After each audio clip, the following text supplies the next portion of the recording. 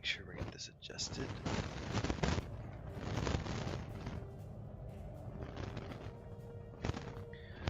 I'm detecting the wreckage of an Undine ship. It could be the vessel following the Borg sphere that captured the Undine prisoner. Scanning in progress.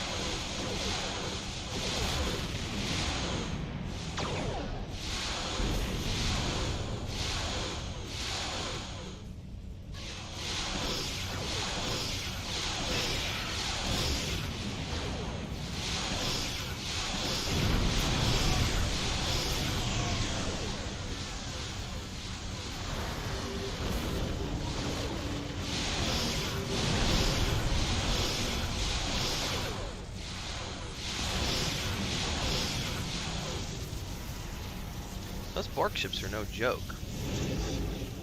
My favorite Star Trek captain, asks Katrine. Ooh, that's a hard question. I gotta say, I love Anson Mount as an actor, and his Captain Pike has been chef's kiss. So I gotta say, I gotta go with the modern take. I gotta go with Captain Pike, played by Anson Mount. Apart from that, I mean, I still think Deep Space Nine is my favorite Star Trek show, just because it had a really good storyline arc, and I like the space station idea. But Avery was just so damn serious that, and he wasn't really a starship captain. He was, he was the space station commander. So as far as captains go, yeah, I gotta go with Anson Mount as Captain Pike. He's pretty awesome. Pretty awesome. All right, I gotta deal with this cube.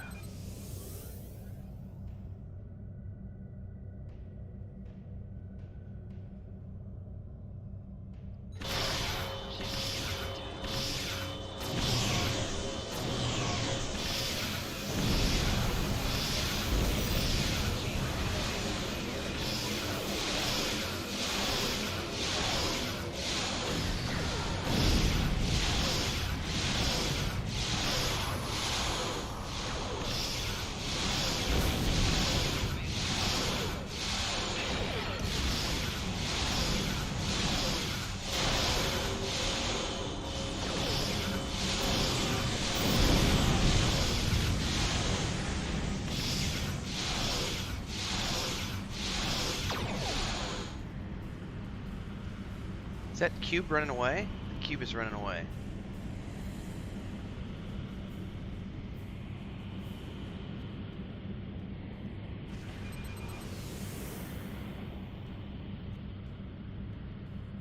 Get back here, you little shit. Man, I may have to go get a cup of coffee.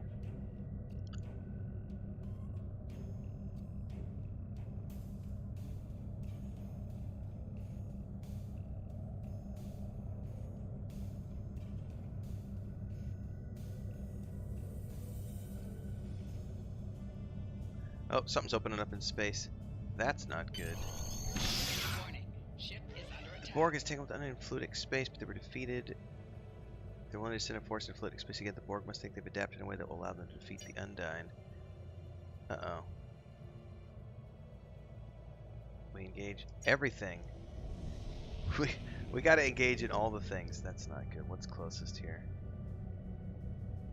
Oh shit. And there's Borg spheres going all over the place.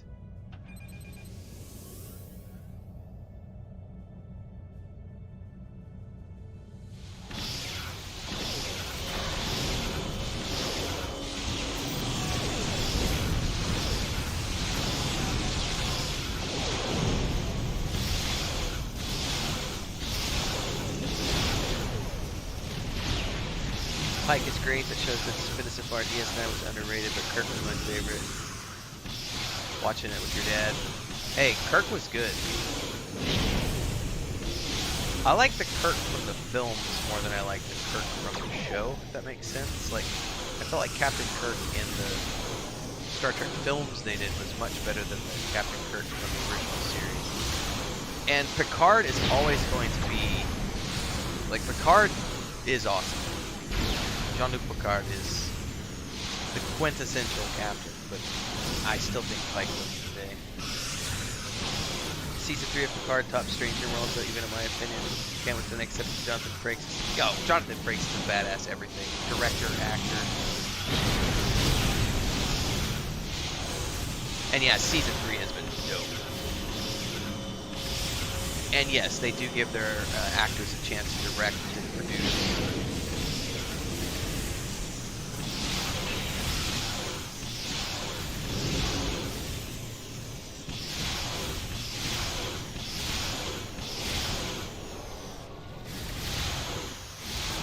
I feel like the Stargate production team did that as well, because they let their actors do a lot of directing and producing. And then when they got into like, what was the show that Amanda Tapping did after Sanctuary, I think is what it was called, where she played like the doctor who had like really long life, and it was like they captured monsters. I think it was called Sanctuary. But she was able to like bring a bunch of the team over from Stargate on that one and have like producing and directing credits for everybody. And then she didn't take like, if I remember correctly, she didn't take an actor's salary, or she didn't take a producer's salary, one or the other, to help with, you know, production costs. Difference between the movie Kirk and show Kirk? Yeah. There's something on the wing. I also love the Next Generation films. I feel like the Next Generation films could easily be standalone films that don't even need the show to back them up, because they were just really good.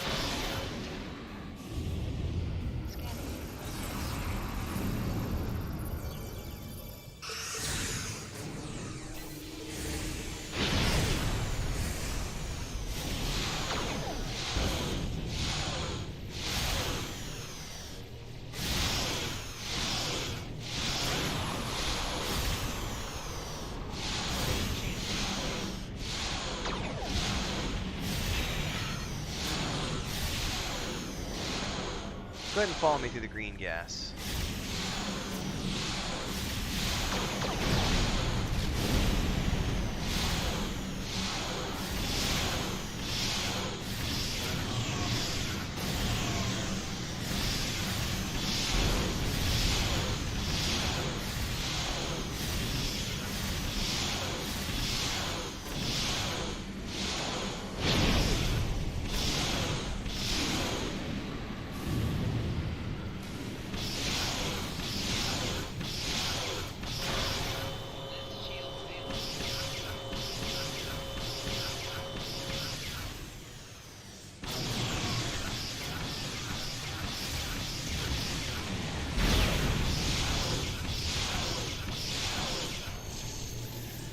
There's a Borg ship reappearing through the rift, and an undying vessel locked in a tractor beam. Alright, we gotta stop it.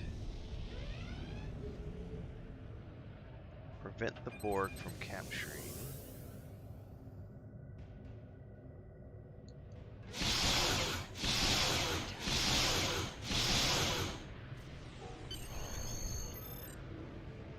Oh, we got a beam over.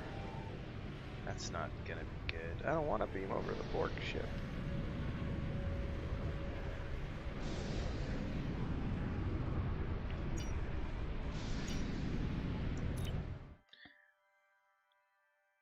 But yeah, Strange New Worlds has been it's been great. I actually have to finish watching. I haven't finished watching Strange New Worlds yet.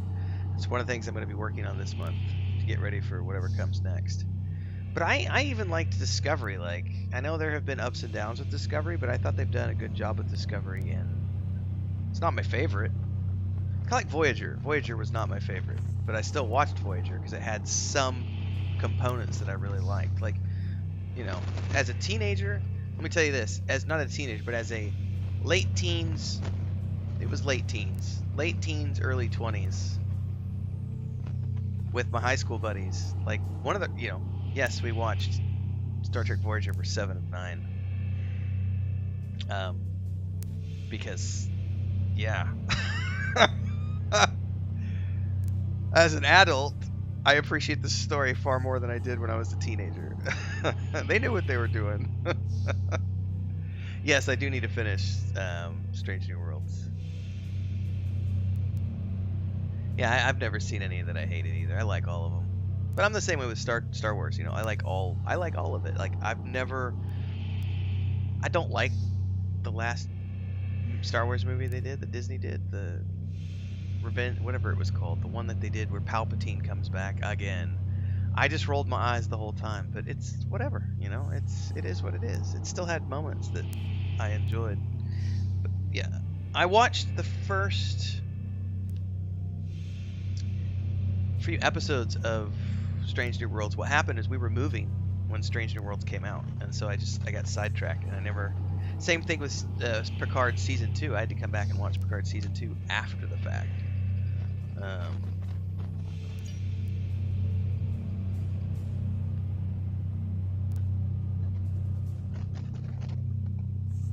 Alright, we're investigating the Borg cube at this point. What's up, Mary?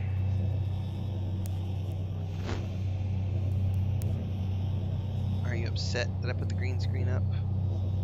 I got a kitty cat that's having an existential crisis. Come here.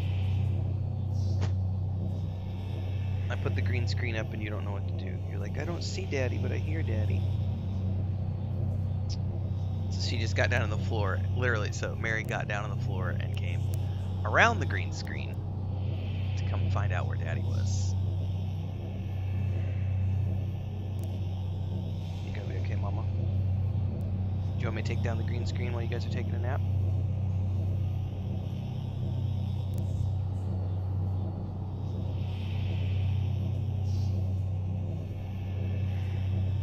What's up, Mama? Yeah, I know you're tired. She's sitting there, like, nodding off, purring. Yeah. So I pulled the green screen out of storage last week.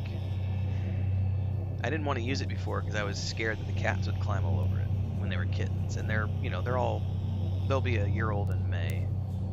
Luke and Leia are already a year old, and Mary did try to climb on it the first day, but she hasn't tried to climb on it since then.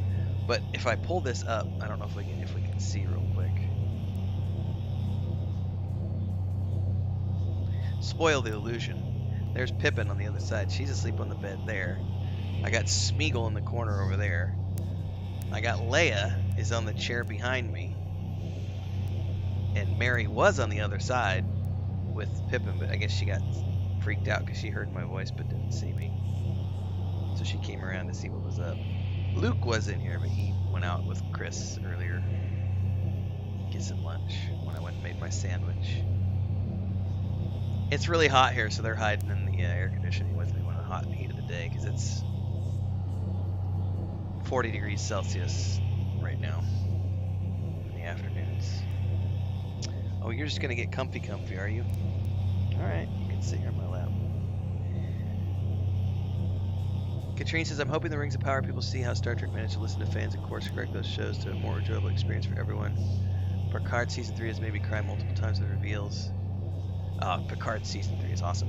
So I actually was talking about this, I think it was yesterday. I covered the casting news for Rings of Power season 2, and they've got Kieran Hines coming in with some other actors, and some of the cast they're bringing in for season 2 makes me hopeful that they could course correct. I mean, we could have a better season 2 that turns into something that's, I mean, they totally did it with Picard. Like, I'll admit, season 1 and 2 of Picard were not the best Star Trek I've ever seen. And then we get season 3 and it's like, holy shit, the best Star Trek I've seen in 20 years. It's so good. So good. I tell you what's got me is like the visuals on some of the fight scenes, like the ship to ship shit. When they came out of the nebula the other day, and it was the one where Ro Laren came back from Next Generation, right? And she comes in on her ship and she beams over and she tells Picard, you know, spoiler alert, by the way, for anybody who hasn't watched Picard season 3.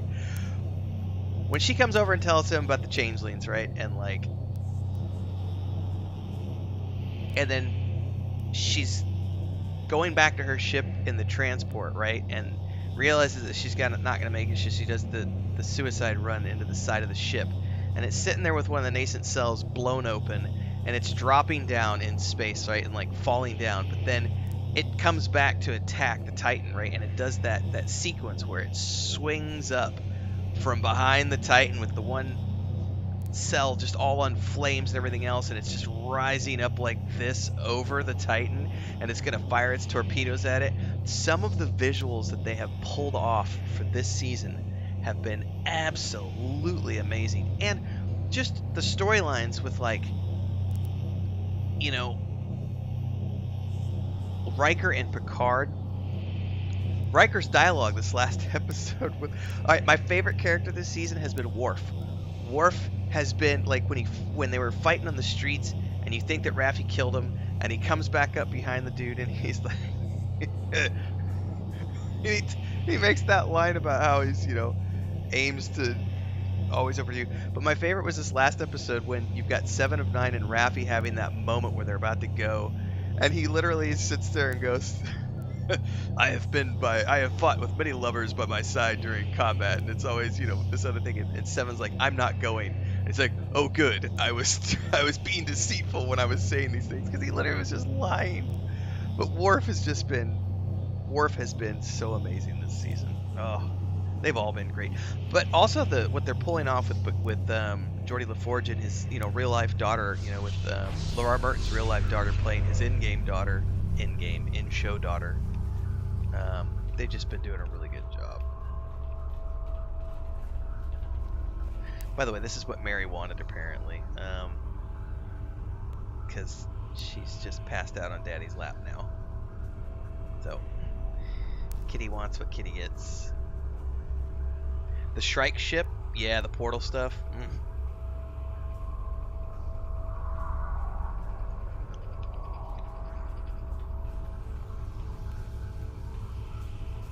The only thing I will say that Star Trek does that I dislike, and I've commented on this in many other areas, is they recycle content way more than anything. They're not the only ones to do it. Like, SG-1 did this. Stargate SG-1 brought those little robot bastards back more than once, and had those, like, they had those as a repeating theme as like the major bad guys of the show multiple times. Star Trek uses time travel way too often, and the Borg way too often, and the Changelings way too often. That's the one critique I will give.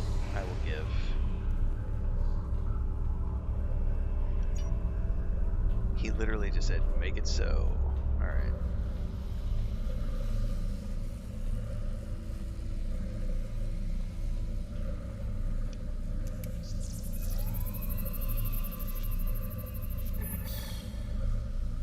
Here they come.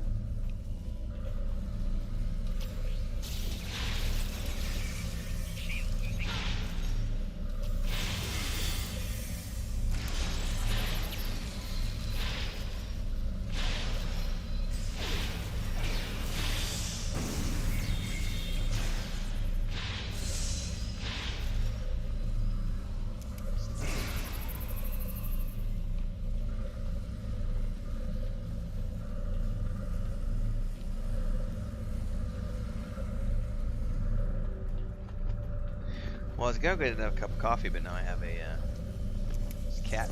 Here's the messed up part. I can't even get my phone to tell Chris to come get me a cup of coffee because my phone's on the bed and I don't want to disturb the baby. No! Well, no coffee for me.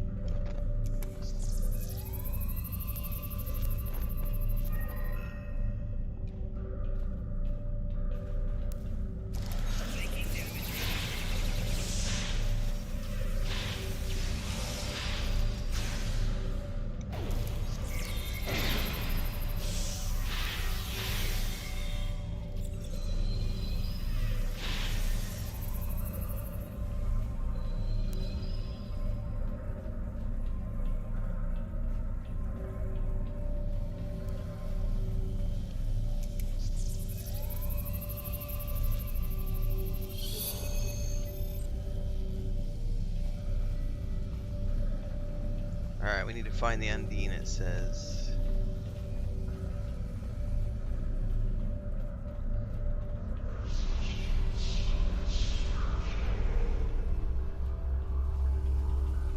Hang on, that's the door we came through, right? Let's make sure there's no doors leading out of here.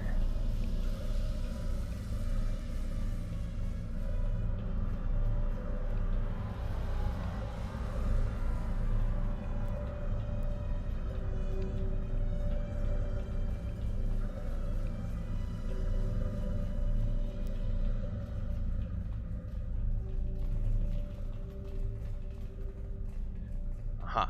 Yeah, I missed this door. See? Good thing I turned around and came back. Less Borgs. Let's see here. Katrine says, I think they've evolved well over time. Klingons were used for ages as the baddie initially, then changed to Borg for a while, then changed as they were only used DS9. Yeah, Romulans in there. Especially in here in the game, they do the Tal Shiar a lot.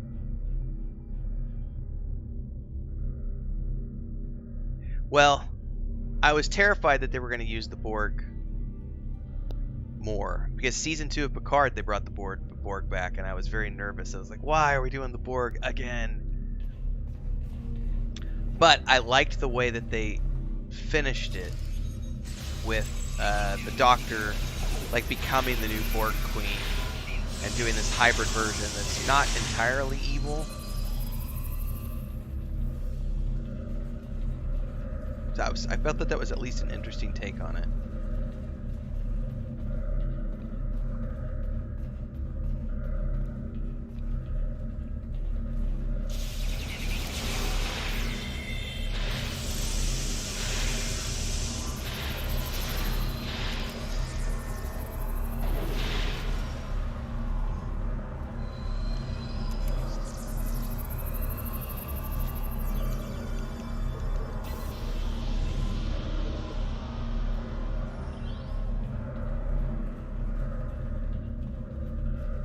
Man, the sound effects in here are creepy as fuck.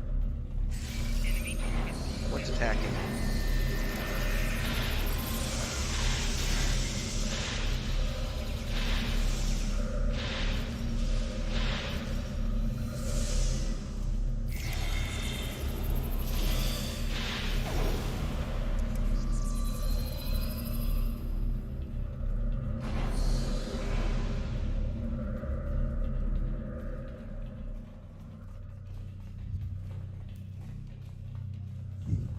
This cat. Mary has never slept on my lap like this. This is quite amusing. I don't know.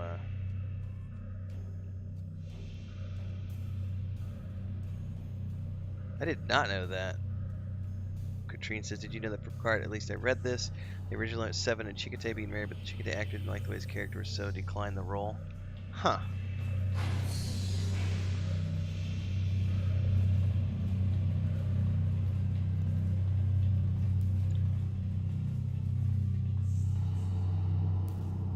Uh-oh, they're assimilating the... I thought they were supposed to be immune to assimilation.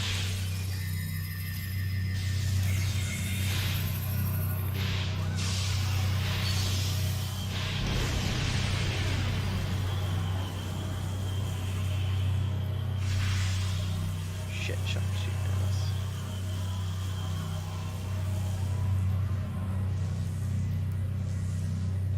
It's a partially assimilated Udine.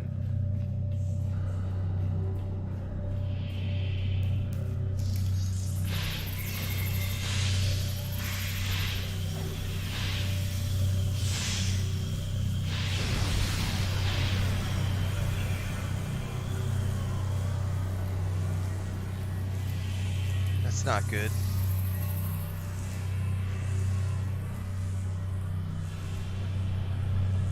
Get away from him, bitches!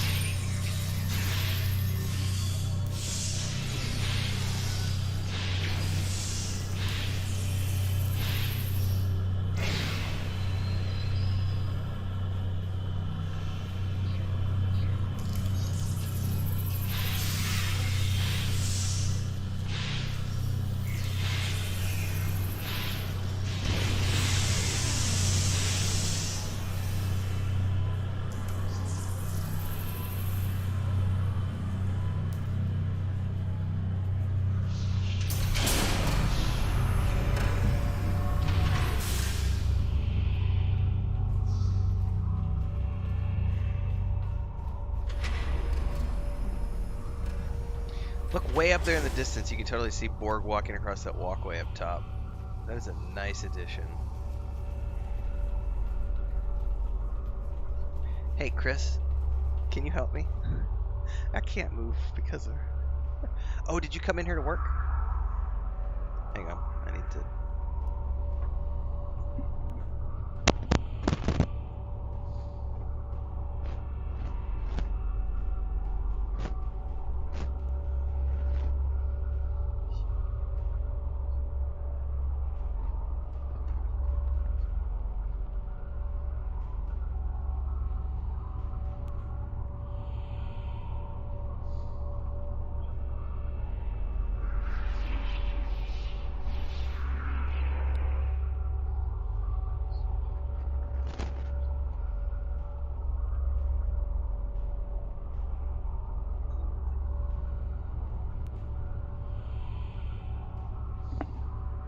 Chris came in the office and we were talking. Pippin just woke up and saw her, so she was like, meow.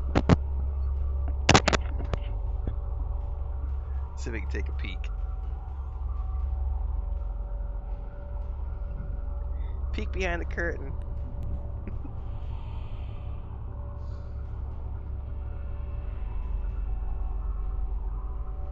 What's up, Pippin? Pippin and Smeagol usually are in here every day from about 7 o'clock in the morning. They'll sleep in here until about 5 o'clock in the afternoon.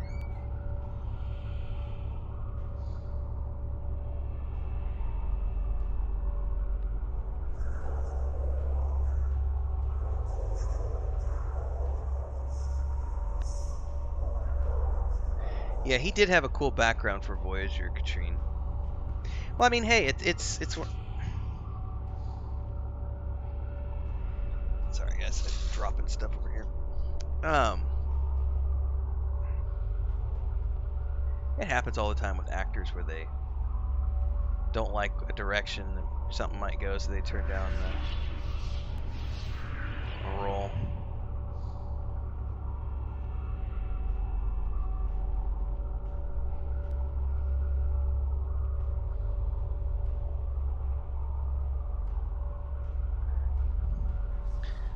I don't know that I ever would, though. You know, I know myself as an individual, and if I've had fun on a project, I guess that would depend, though. If I've had fun on the project, I would never say no. If you didn't have fun.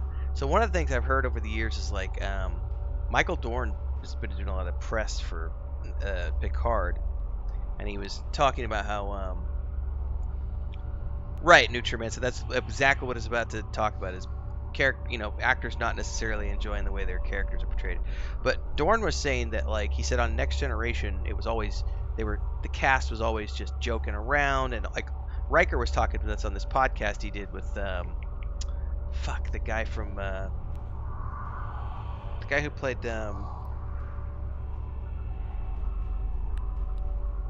it'll come to me here in a minute. So the Superman show they get, the guy who played Lex Luthor all those years, he's got a podcast and he has all these people coming. And he had Frakes was on recently talking about things, and Frakes was talking about this on the show as well as Michael Dorn was doing it on another show. They were talking about how Next Generation, the cast was friends, and it was always buddy, and everyone had a good time, and all the way up till action, they were just joking, wrestling, giving each other shit, just having fun. And Dorn said because he was on both shows, he was on Next Generation and Deep Space Nine, said that the atmosphere was so different on Deep Space Nine. He said Deep Space Nine was very serious. No one was friends. It was mostly just, we're here to work, we're colleagues, maybe a little bit of joking around, but there wasn't the camaraderie that there was in the Next Generation. And I've heard that that's the same when we get into like Voyager and then into, beyond that, that a lot of the other Trek shows, that camaraderie wasn't there between the actors, and so they didn't have as much fun as they had on the Next Generation. Michael Rosenbaum, that's who I'm thinking of. Thank you very much. His podcast is exceptional. I cannot remember the name of it off the top of my head right now. I watch it all the time, and I don't know why I can't remember what it's called. I watch it like twice a week, and I can't remember the name of it off the top of my head.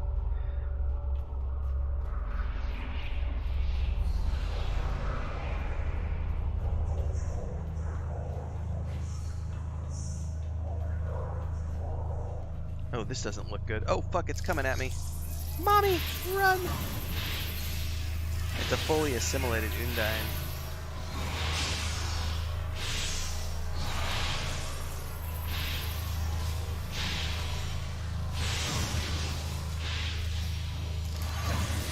Where's Bruno? Bruno's down.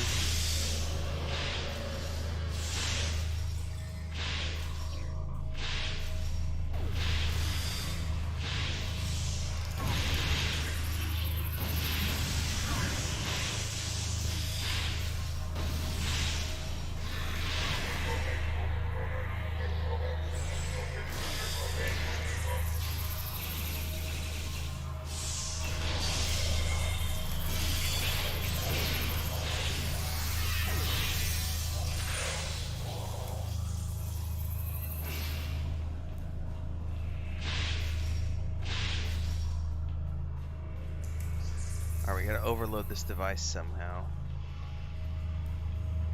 Overload.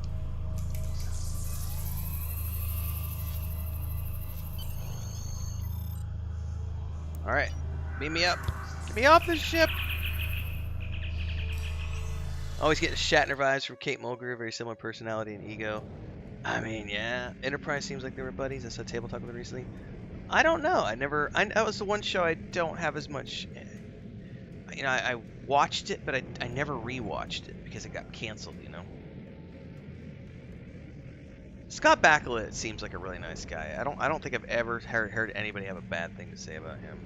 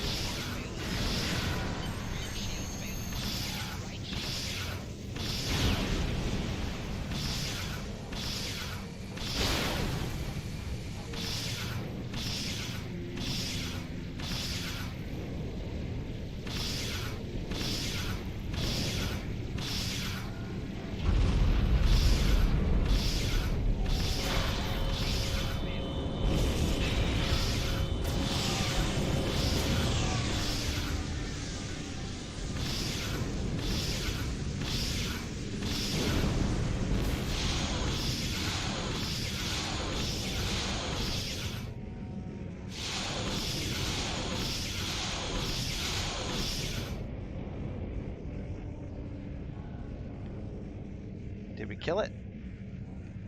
I think we're in the clear. Yes. Alright. Return to sector space.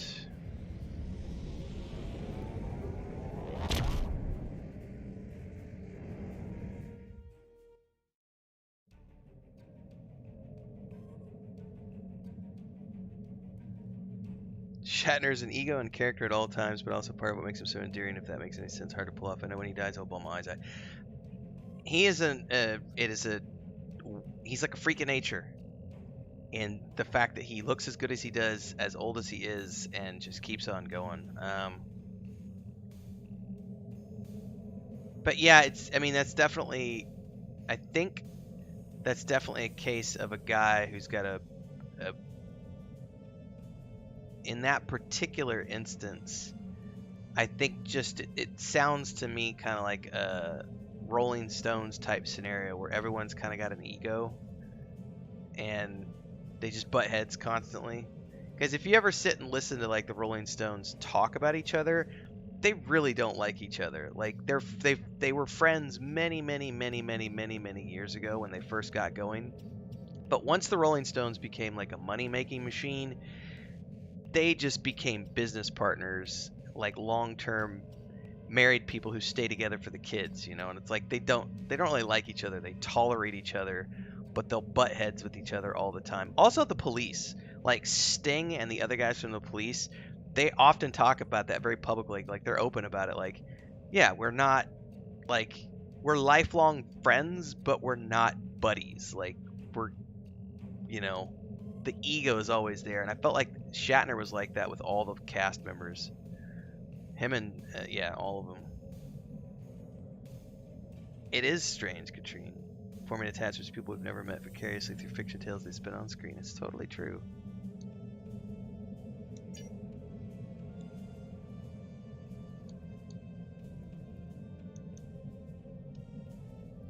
Maintenance drone.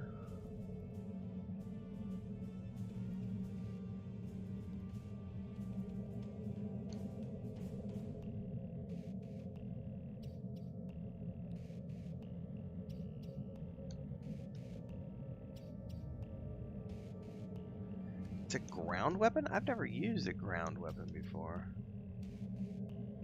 Fuck it, let's just take that one. Fluid dynamics. The data you recovered from the Borg cube indicates that the Borg have established a foothold in undying space. We cannot afford to fall that war. We found a system where the fabric of the two dimensions is breaking down. This is our best shot at creating a stable quantum singularity. This expedition will include the USS Voyager, commanded by Admiral Tuvok. Oh, I wonder if they've got the actual voice actor. I wonder if they got the actual voice actor who did Tuvok to come do Tuvok here. Avoid contact with the Undyne.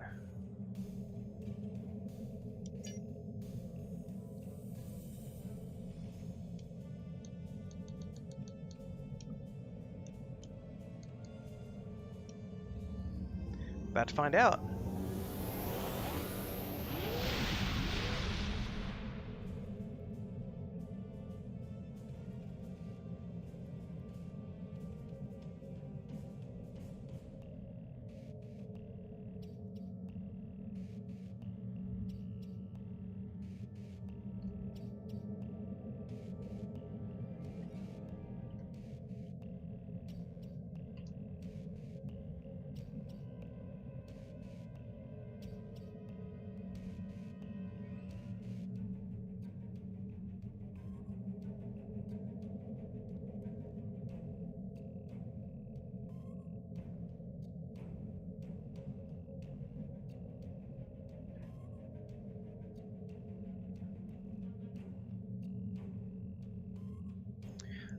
Alright, begin fluid dynamics.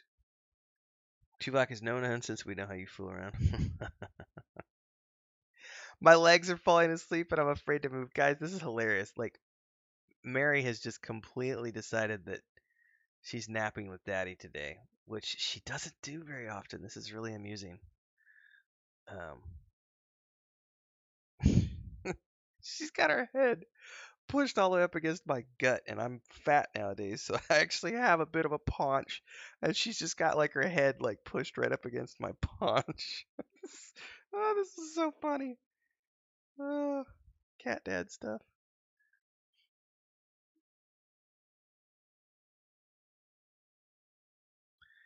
I think that every I would not be a good. It would be very challenging for me to be in the public eye like that. with paparazzi in particular, I would lose my shit. Welcome to the CUDA system. He did. I am He's Admiral actually Tuvok, here. the USS Voyager. I will provide tactical assistance on this mission. They've got the actual actor. He's actually doing the voice and everything. That's one of the reasons I love this game, is because they actually bring cast members over from the shows. How cool is this? It's a privilege, Admiral. I studied the exploits of the Voyager at the Starfleet Academy. Thank you. Your meteoric rise through the ranks is well known to me as well. Sensors indicate the division between normal and fluidic space is thinner here, making crossing much easier. The Undine have used this location in the past. We will use it now. The majority of the fleet will remain here to protect this area. Our team will enter fluidic space, locate, and then survey the Borg presence there. If possible, we will destroy it.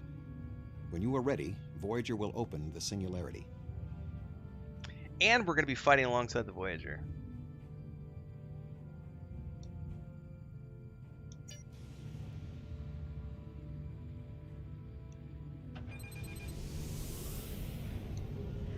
There it is.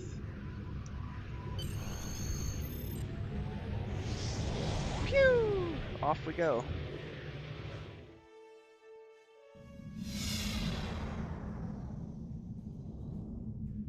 We have made a successful transition into fluidic space.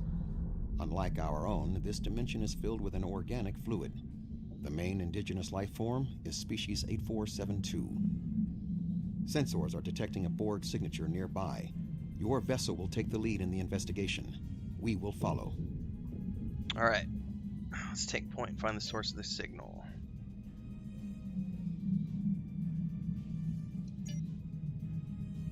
So it's causing our ship to move involuntarily, it says. That's very interesting.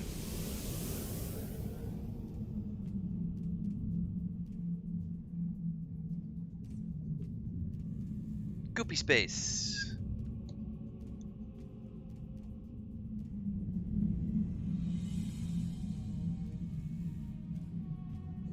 Oh, we're drifting to the right. Look at that. That's creepy. Scanning in progress. Oh, now we're drifting to the left. Okay.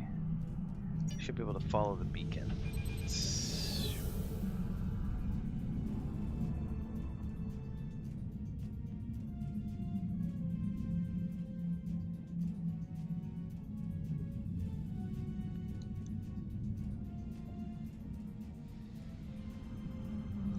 Scanning in progress. Okay, total of 5. Next one's just ahead.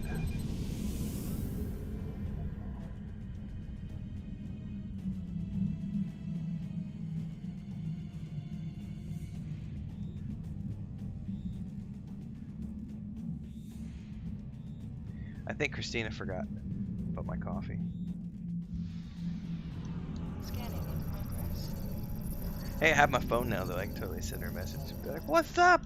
We've been examining the data on the interplexing beacons, and we believe we may have discovered a vulnerability in the Borg subspace carrier wave technology. If it's acceptable to you, I would like the Venture to remain here and run some tests while you investigate the signal. Yeah, not a problem. Do it. Alright. We, on the other hand, need to turn around and go investigate this signal. Which, I don't know if it's up or down.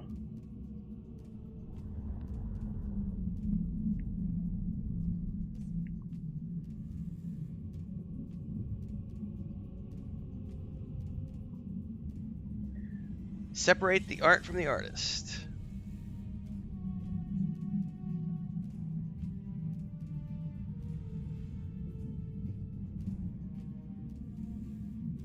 This landmass is unique in fluidic space. It is not a planet by Starfleet definitions. If I had to categorize it, I would say it is similar to the coral reefs found in Earth's oceans. The ground itself is a framework for living creatures. Fascinating. We are detecting a number of ships in the area. Starfleet, Klingon Defense Force, Romulan Republic, even Ferengi and Cardassian. Most species from the Alpha and Beta quadrants appear to be represented. Scanning in progress. Identical configurations ship found in the Alpha Beta quadrants, but they cannot have been constructed here. I'm detecting alloys that are not used in standard ship construction. Alloys respond to technology found in Iconia and in recovered Iconian technology. But why would the Iconians make fake ships? Detecting some kind of gateway opening and a huge fleet coming through. That's not good.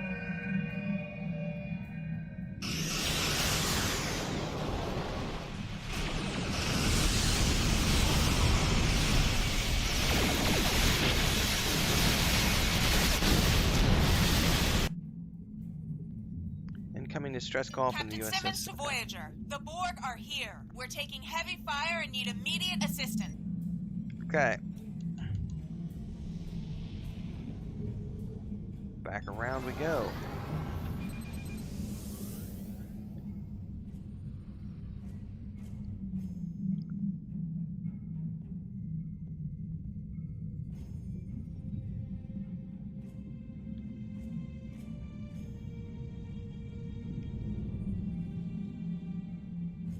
Oh, we got escape pods.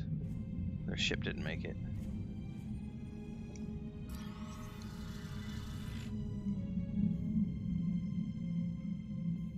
Dr. Cooper. I never should have come on this mission. I'm a scientist, not an explorer. Take me out. The Borg attacked and we had to abandon ship. We were floating here, waiting, and then Undine. They came out of nowhere. Tore through us like tissue paper. We shouldn't have invaded their space. They're so strong. We're weak. Please take me out of here. What about Captain Simmons? I don't know. It all happened so fast. She insisted on being the last one to leave the ship. I don't even know if she made it out alive. Now, can we leave? We can, but I'm sending a message to my wife. Well, because I'm gonna bug her because I was like, "Can you give me coffee?" She said yes.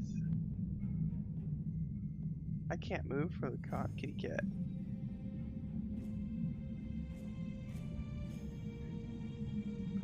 Well, she said she was coming in here to work too, so she might just be waiting until she comes in here to start. She's supposed to work on. She's gonna work on some drawings today. She's gonna do some artwork for the tabletop.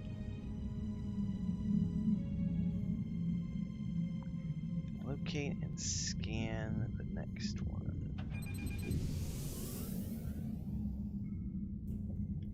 Our internet was down all Saturday and Sunday, so we couldn't really get anything done the last couple of days. Which is why I literally went to bed last night at 7 o'clock and woke up at midnight, and I worked from 1 o'clock in the morning until 7 o'clock this morning. Well, 6 o'clock. Then we went for a run, came home, did some more work, went back to bed at 9 o'clock, slept till whatever it was, 11, 10:45 or whatever, and then I got up and started this stream. But I need some coffee. Oh, that's a different looking structure up in that nucleoid. Oh, that didn't sound good. Did you guys hear that? Some sort of creepy sound. Progress.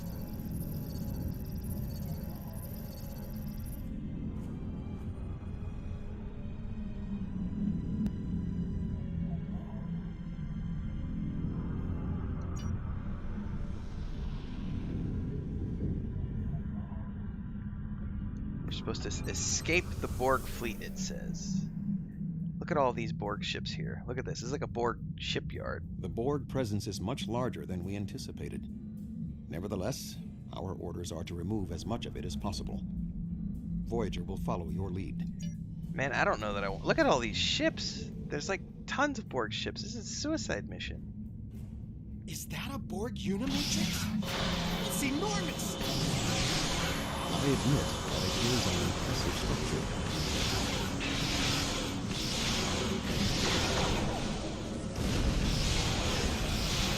Uh-oh, my shield's down. Not good. And I'm in a tractor beam.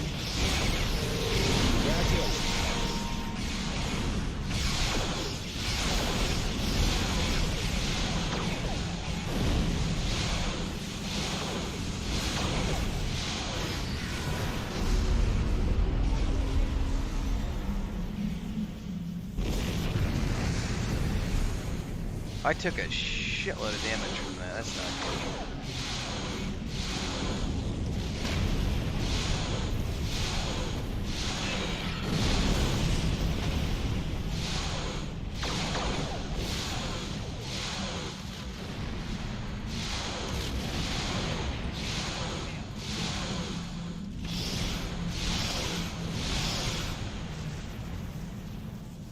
I got other ships below me, which is good. Oh, I better go over here and...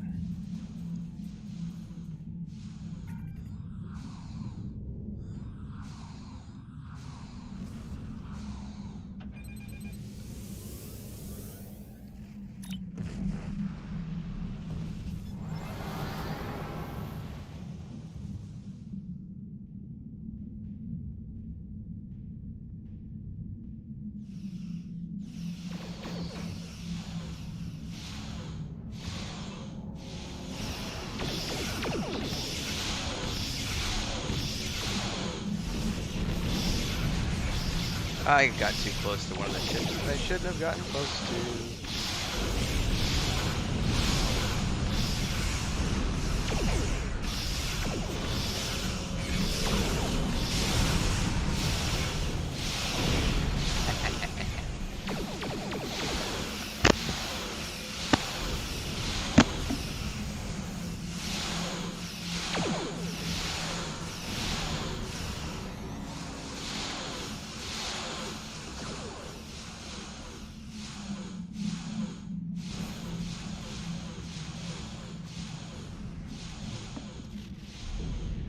The diamond is jamming our deflector arrays. We must destroy All right, it I'm before we can all is retreat. forgiven.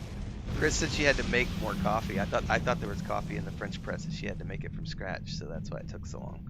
Careful, honey, you're gonna fall. You're gonna fall, Mary. All is forgiven.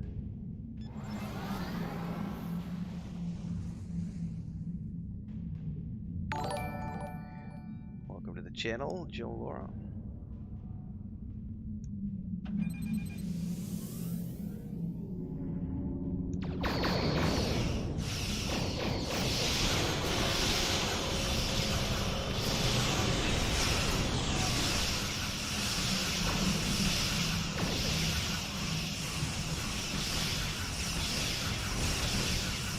We're gonna do a flyover and see if we can spray it with our green mist. Oh shit! Maybe that wasn't a smart idea. Something happened.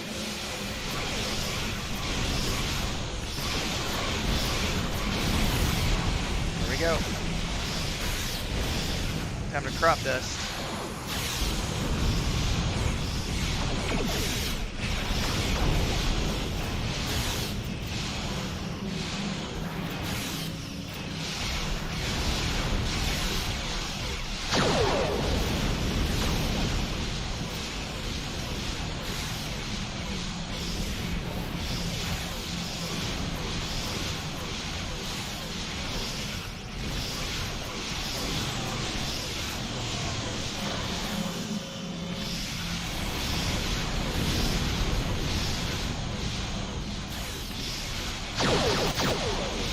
Key to the Borg is use technology so crafty and be so dumb that they don't want to assimilate you.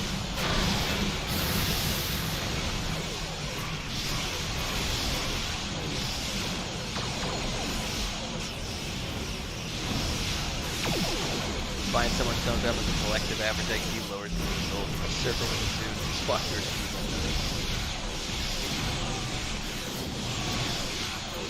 Opening singularity now.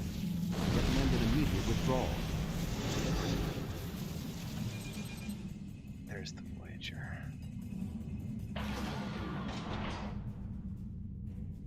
Alright. Off to the singularity we go. Let's get out of here. However, there's some ship goodies over here I need to grab. Come on. Leia, are you awake now? Sorry guys, I gotta grab this loot. And I may have to get up to get Leia out because she's just woke up and she's, if I don't let her out, she'll jump on desks. So we'll see what she does here in a second.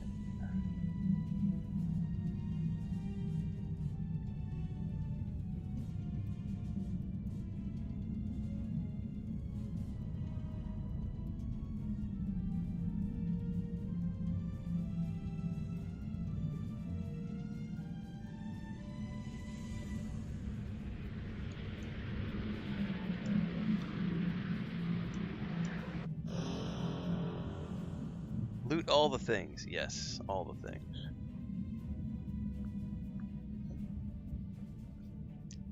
As I dribble coffee down myself.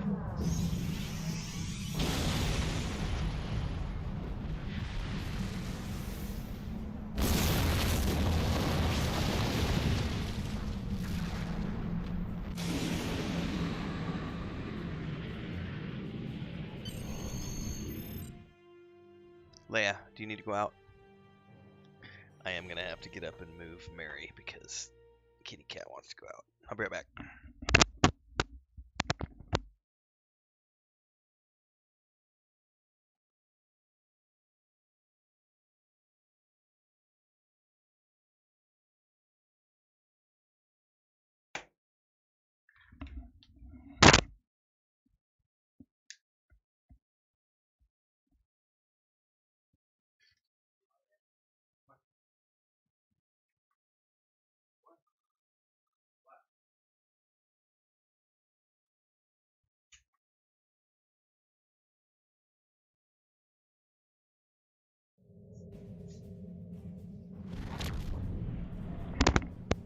We need to report to Starfleet Command immediately.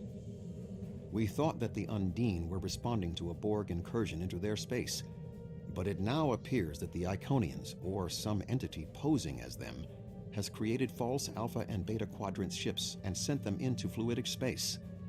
Clearly, the Undine attacked us because they thought we attacked them first.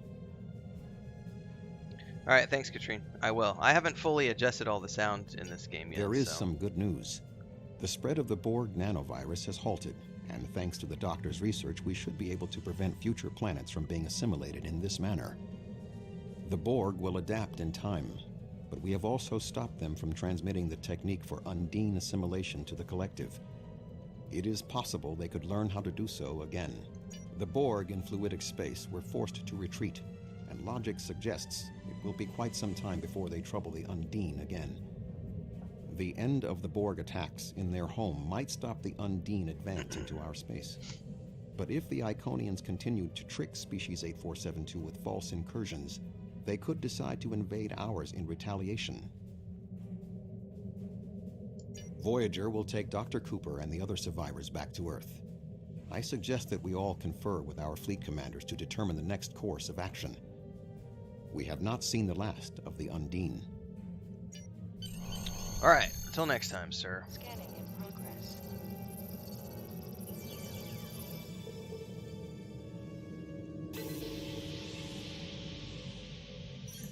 So that is actually a really good tip about the sound effects. Where the hell?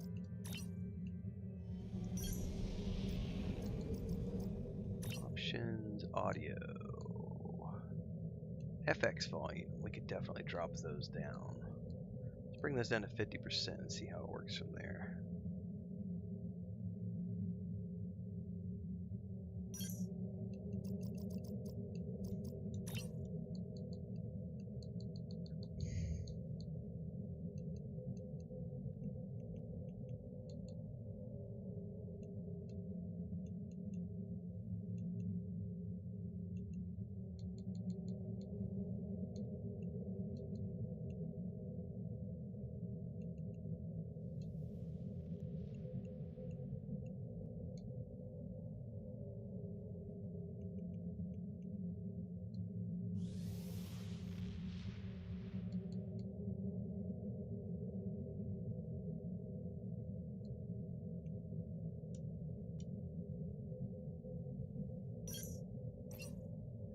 Alright, we need to depart system.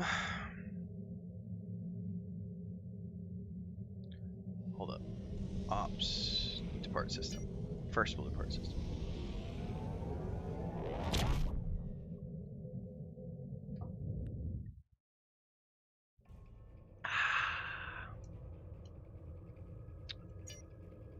Alright, I think this is I think that was the end of the Borg mission chain. I think.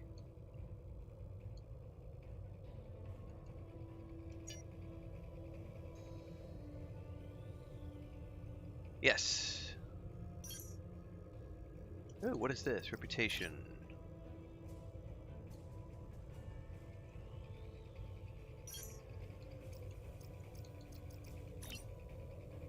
don't know what any of that means, and it doesn't give me anything. Info. What is event reputation? Retired is a retired system that used to be for special projects related to seasonal and special events. So it's prompting me even though it doesn't exist anymore. Okay, that's interesting. Missions. I'm pretty sure we just finished the Borg. Yep. So now we're on to New Romulus. Captain, a group of our people are trying to create a new homeworld. Cella's capital city has erupted into fighting since they disappeared. So-called saviors struggle for power, and new ones rise and fall each day. We are witnessing the end days of an empire. I belong to a group of Romulans who, like you, want to survive. With our leader, Datan, we are throwing off the shackles of our past. We reject secrecy and deceit in favor of democracy and cooperation. In creating a new world, we will remake our culture. We have a flounder planet called Morahin, New Romulus in our mother tongue. It can be ours, but we have much to do before we can truly call it a home. Our government has authorized me to ask you for assistance. Can you look past our history and help us build a new world? Sure. Oh, never mind. Hold up. It says New Romulus is an adventure zone with a mini world and instance missions for level 50. I am not level 50. So hold that thought. Alright, see ya, Nutromancer. Thanks for being here.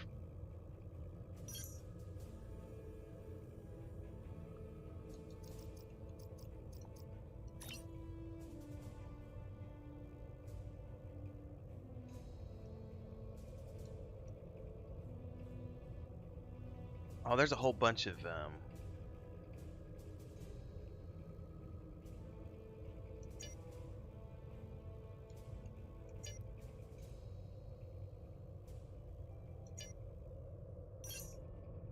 so I didn't realize that I could answer all these hails.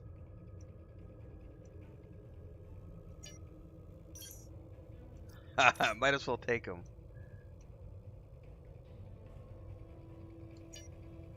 So these are all sorts of different missions. I did not know about these. So these are like maybe standalone quests. You may undertake lithium mining once per day. Minimum fed level 9. So these are like, yeah, repeatable quests and stuff.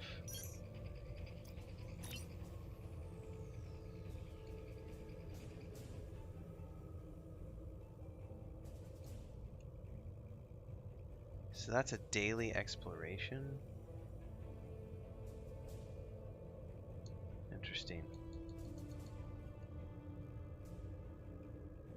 Tour of duty. These sound kind of fun. Open the PvE window and queue for Starbase Defense. Might as well do that. I got nothing else to do right now. PvQ, that's the TSO, right? Starbase Defense.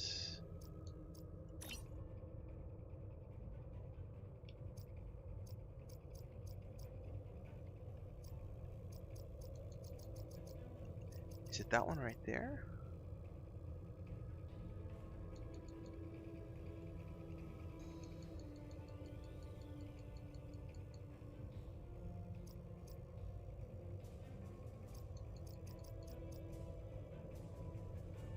Yeah, it's this one.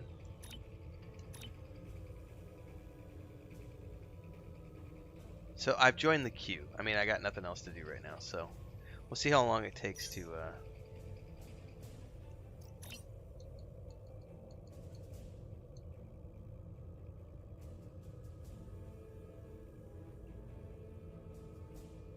So this one says I can go to the Laurentine system. Oh, I found a queue. Cool. Well, we'll go do this real quick.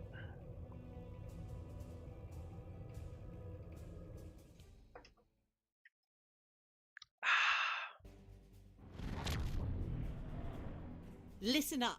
The war has not been going well for the Federation. Oh, it scaled me up. The Klingons are advancing to our position. We need to hold off their ships until reinforcements can arrive. We expect the Klingons to attack in waves. Their smaller, faster ships are hungry for battle and won't wait for the rest of their fleet to arrive in one group. As the fight progresses, their heavier ships will show up. Hold them off until more Starfleet ships can get here. All right. Listen up. Okay. Here they come. Oh, I'm gonna have to let the cat out. Oh my god, this is not a good time for the kitty cat to be bugging.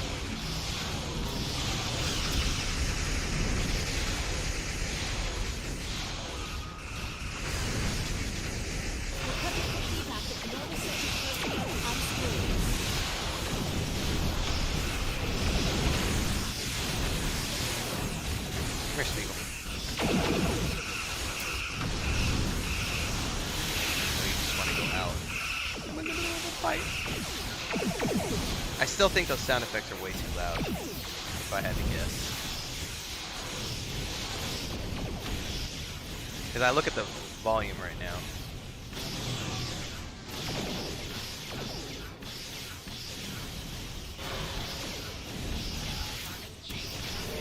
Congratulations. Okay, yeah. Hi, buddy. I gotta go let him out. He's like jumping on my chair going, Dad, come on, let's go.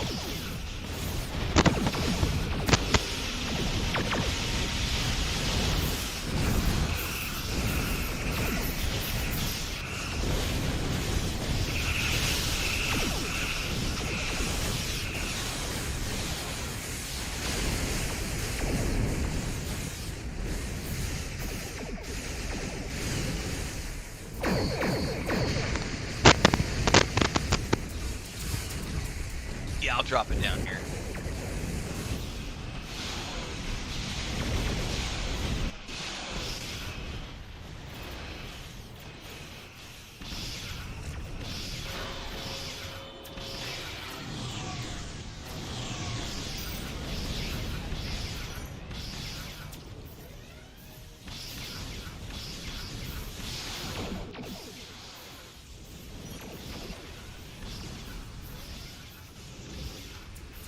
That might be a little bit better.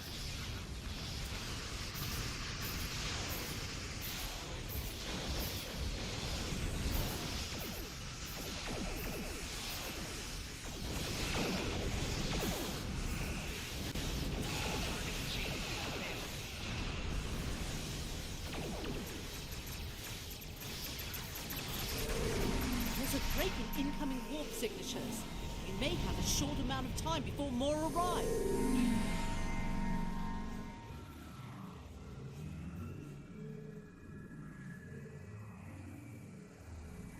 Reading some heavier ships incoming. Raiders and battle cruisers.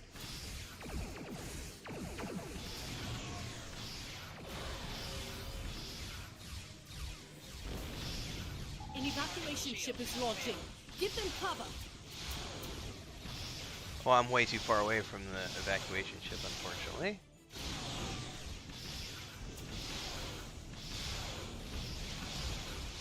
Well, I'll try to get over there.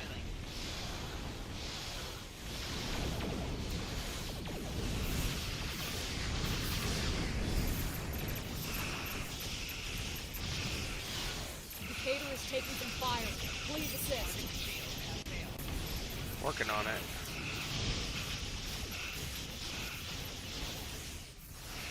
This is the Decatur. We're losing main power. We need help. I clicked aid, but it didn't do anything. Probably because I was taking. Oh, come on.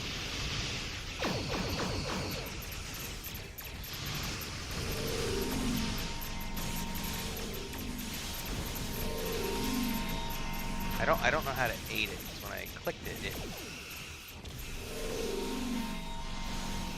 like canceled out because I was getting shot at.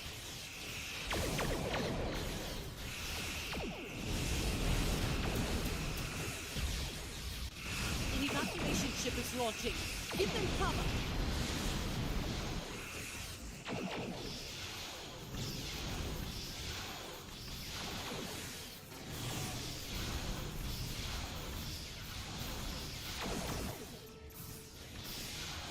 Alright, let's get over there and try to give cover to this ship.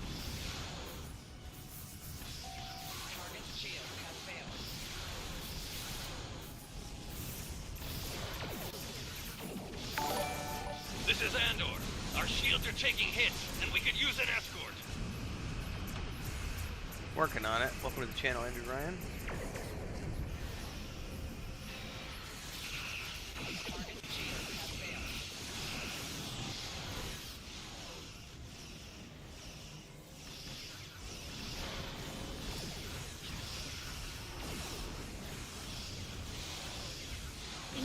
evacuation ship is launching.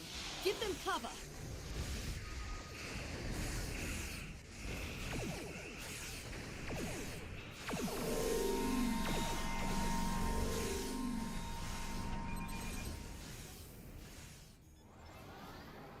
The Klingons are regrouping again. Get into position to prepare for the next assault.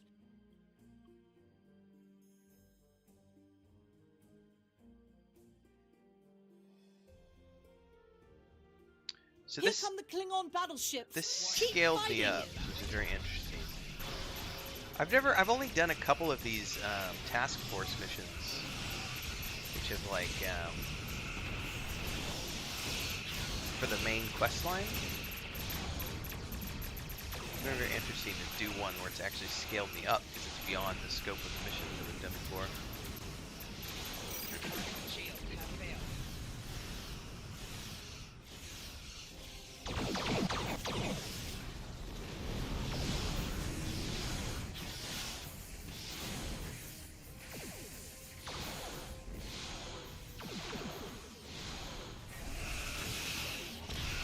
Lafayette here, requesting assistance. Working on it.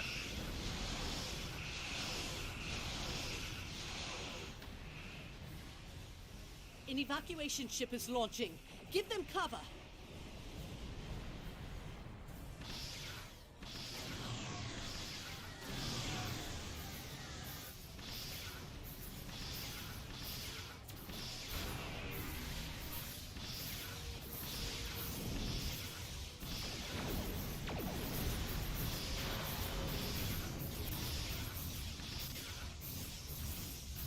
Time to do a little crop dusting.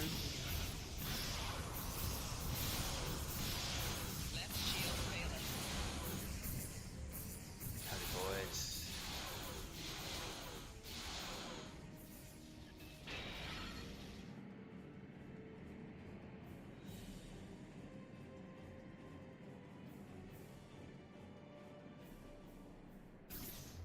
Wonder how many people are here. Like, I see lots of ships, so I wonder how many of those are real ships versus NPC ships.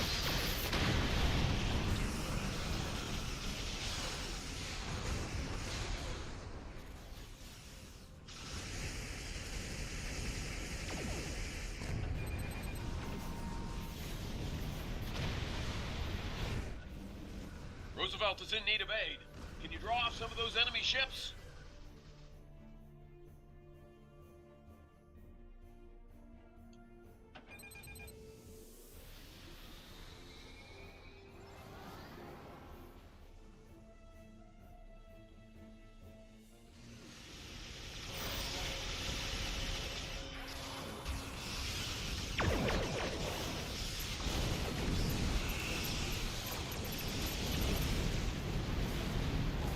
Map completed. That'll hold them off, for now. So we got some marks. Leave one. Okay. That was kind of cool.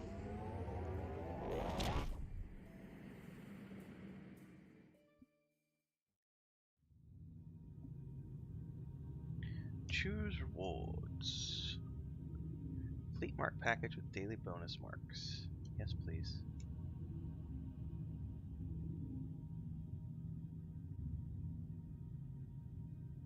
I'm gonna decline that for now because it's level 50 and I am not level 50. I'm not even level 40 yet.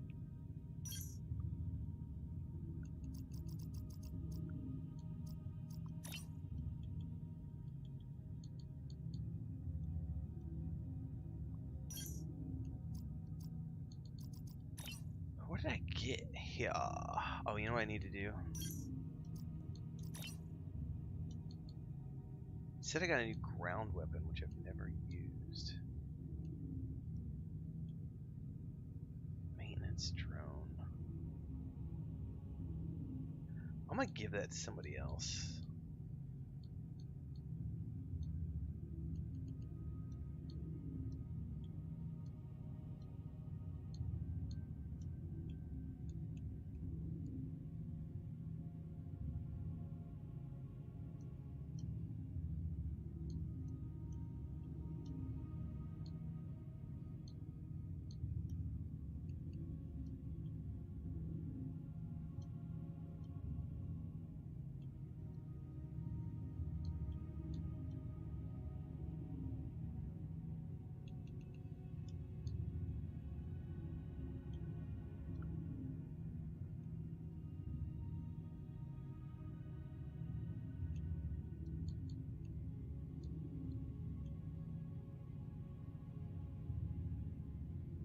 Not better than what I have.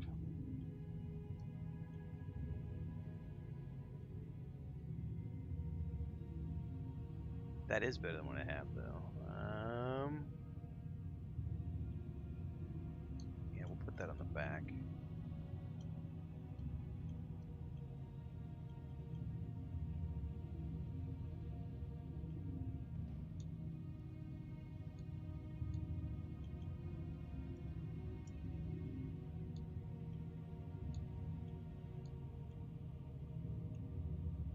Groovy.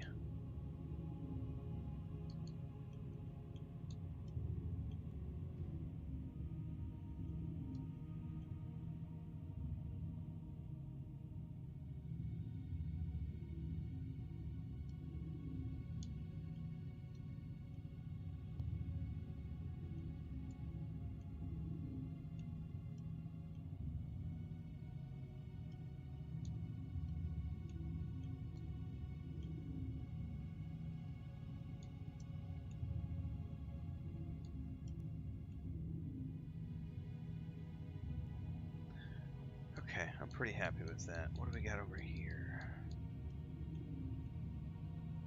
Eh.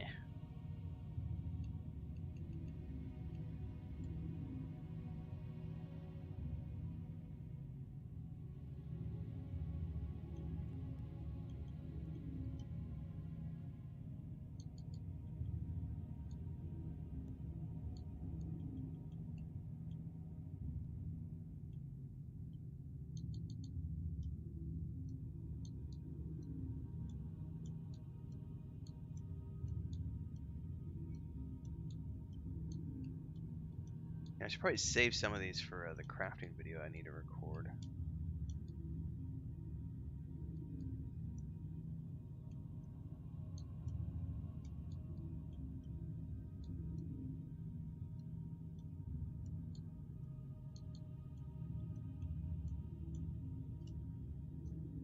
What's up?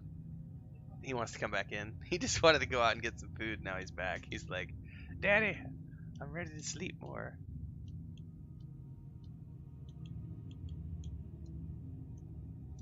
What was this? R&D reward package. Alright. Sort the inventory. Alright, what time we got? 12:30. Internet's still holding up. We're good.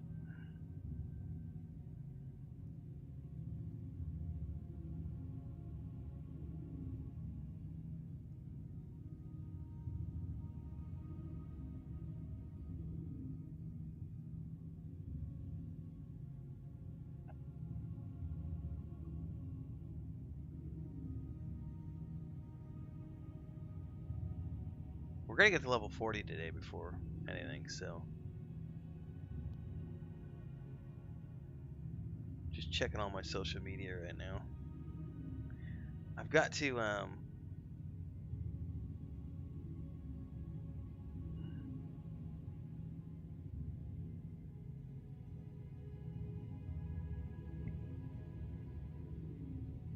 do a mission here in a minute. God, my niece and nephew are growing up fast.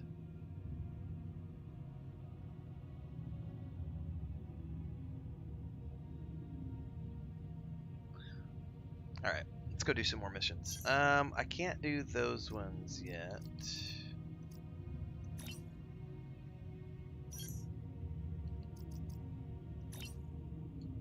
Just tour the galaxy.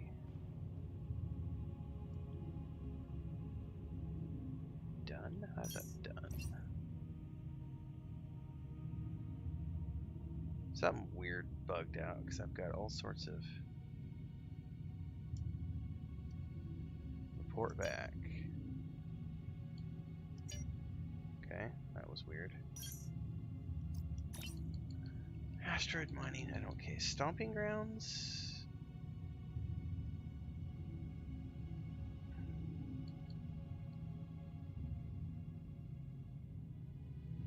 Apparently that wasn't the one I thought it was. Go to the PvEQ window and queue for Starbase Defense. That's what I did, but it didn't.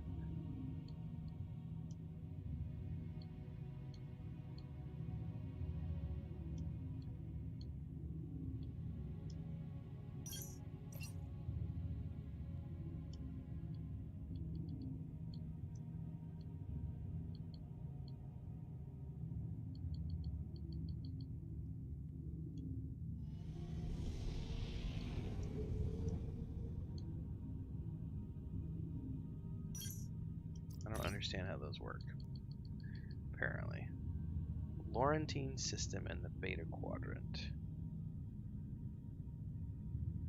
Fleet queue for this fleet action.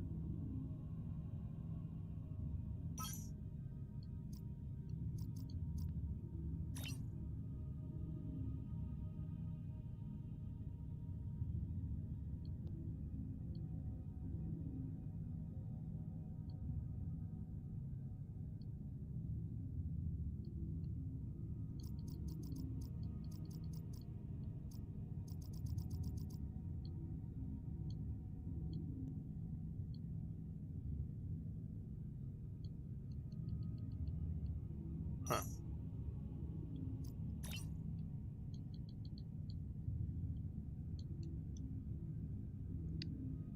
Go to Nimbus 3 in the beta quadrant.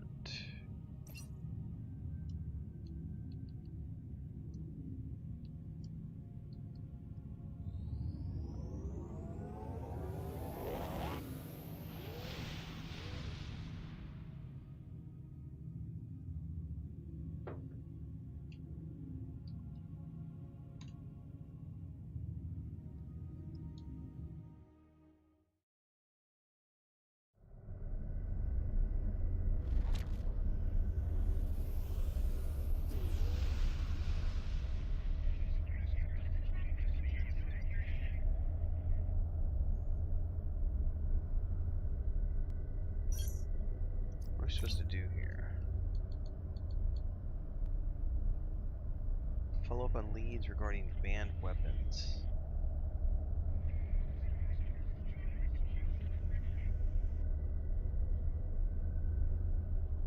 We gotta go to the planet? Beam to Nimbus 3.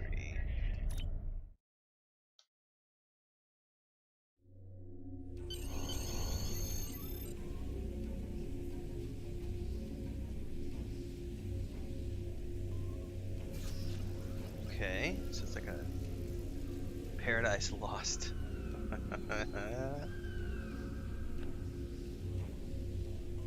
So it scaled me down to level 26. That's interesting. Named Horace Jones, interstellar trader, daring prospector, and broker of useful information. I'm betting you're here about those missing travelers. Maybe them weapons, right? Just to get it out of the way, I'm not on anyone's side. Federation, Klingon, Romulan makes no difference to me. Why, my grandfather was happy to do business with anyone, so whatever you need I can provide, be it titanium polish or the latest scuttlebutt. But to be clear, this is all strictly, well, let's just say if this doesn't work out, then you don't know me and I don't know you. You want information? I've got it. Just don't let people know I gave it to you. The Lost City Funny of Paradise. seeing you folks here. No one seems to bat an eye about our little planet until the Orions get their hands on something nasty. Now between that and the Romulans, this joint is jumping. You want info? Sure, I'll give you info.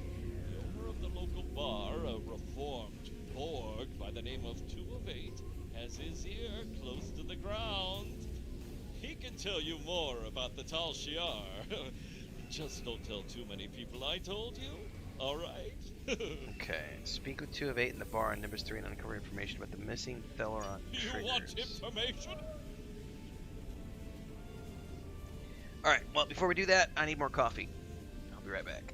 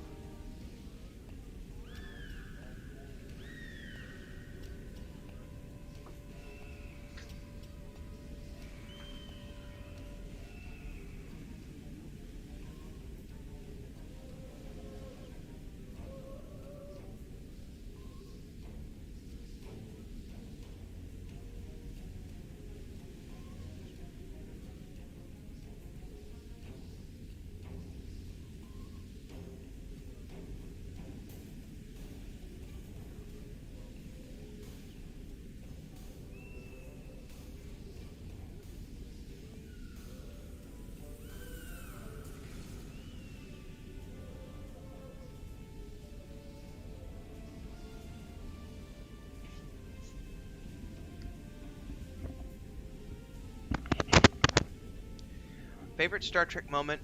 Not a specific moment, but Worf's romance in Deep Space Nine with the chick. I remember the actress's name, Terry something or other. She had the worm inside of her, the symbiote, right? And he had that relationship with her. That was probably like my favorite. Like my favorite. It's not a moment. I just loved everything they did with the Worf romance in Deep Space Nine, but also everything they did with the Klingon storyline in Deep Space Nine. I mean, that's not like pinpointing a specific moment, but it's the more like, my favorite story arc component. If that makes sense. The Trill, yeah.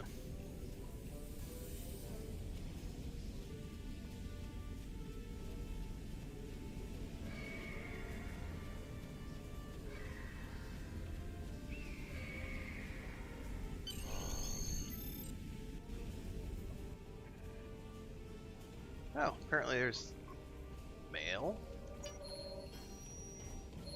and a bank, which I've never used.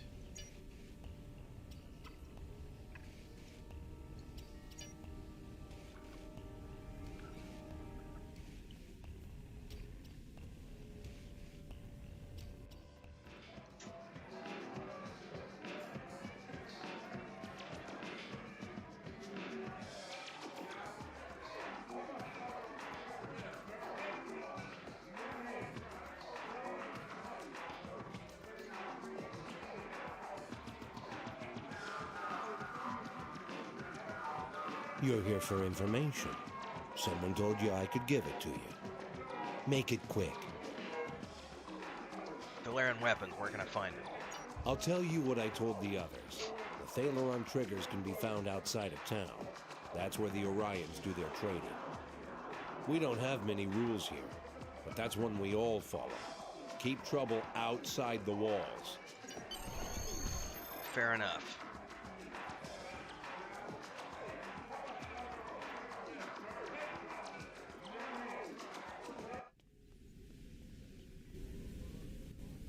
Whoa, what is that thing he's got following him around? Master Kid drone? That's cool.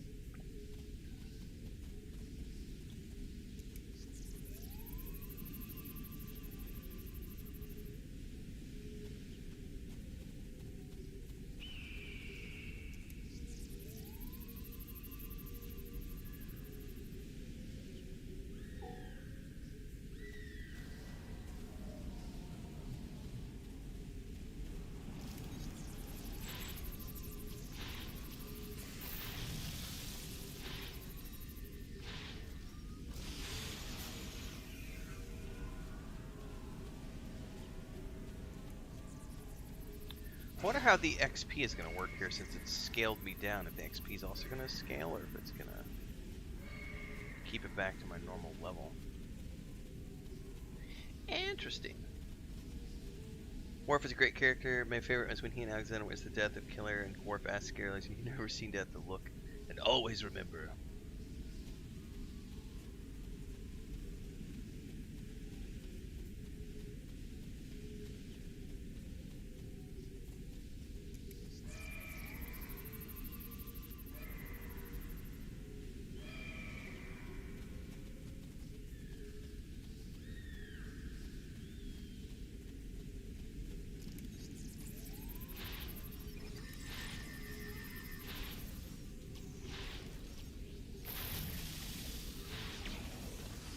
I just looted banana pancakes. That's awesome.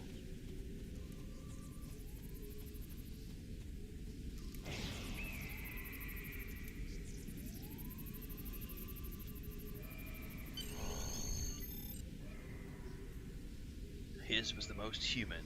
Amazing Grace starts playing as Spock's casket is fired out as the sun rises. That's a pretty epic moment. No lie.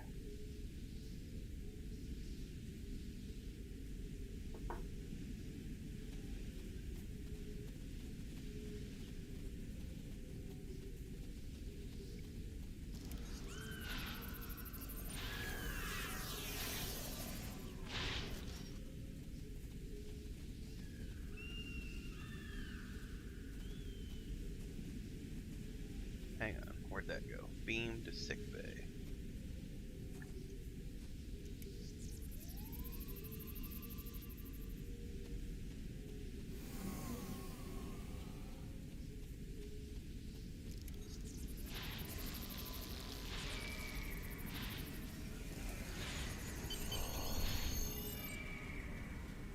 A giant one has been sighted.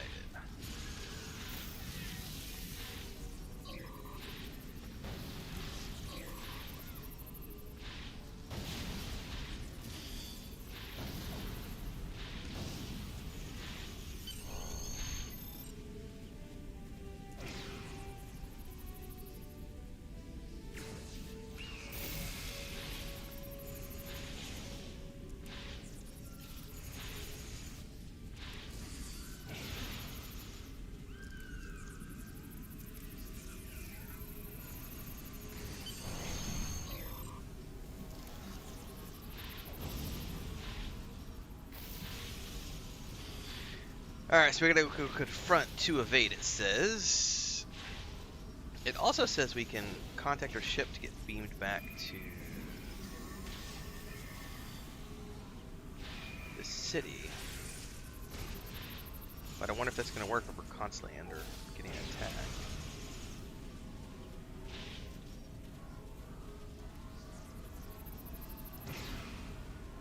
There we go. I just think we had to be not being attacked. Katrine says, I like the emotional weight that long-established characters provide like that. In long-running purposes, you've built a connection to the characters, which is one of the reasons I will always prefer a TV series to a film, because you get the long-term character development that you will get from a novel, as an example. Like, as much as here's a good example. As much as I love Peter Jackson's Lord of the Rings films, I would much rather have gotten a 5-season show with 10 episodes per season of the Lord of the Rings film. Like, imagine 50 episodes that are an hour long each that were done at that level of quality. That, I would much prefer that as opposed to... But I mean, the films were great, don't get me wrong. Those are great films. But I really enjoy TV shows more than films because of the character development. A good example is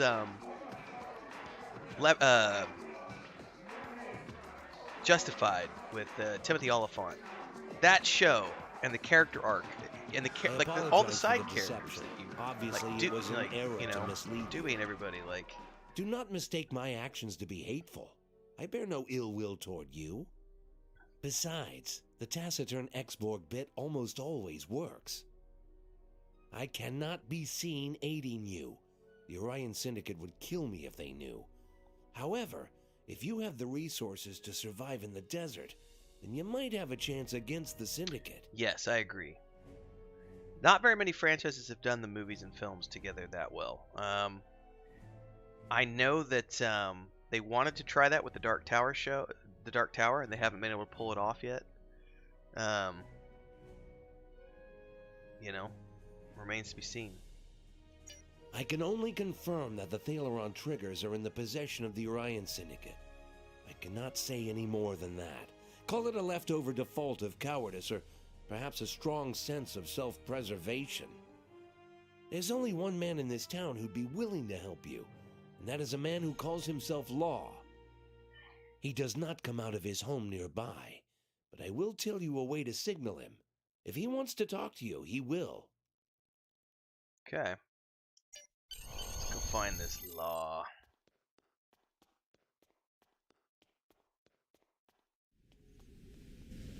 Alright. If this XP doesn't speed up pretty quick, I'm going to back out and go do some more space missions because I want to get to level 40 today. By the way, is there a way to check where I'm at with XP?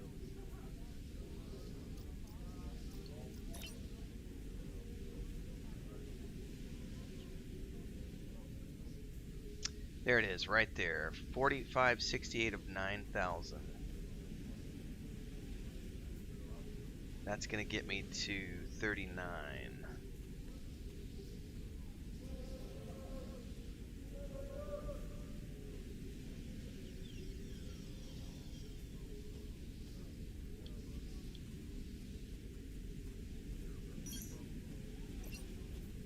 How much XP is this gonna give me?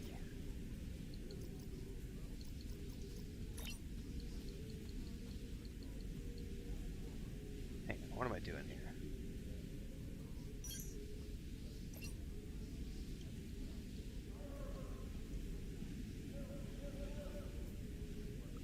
Oh.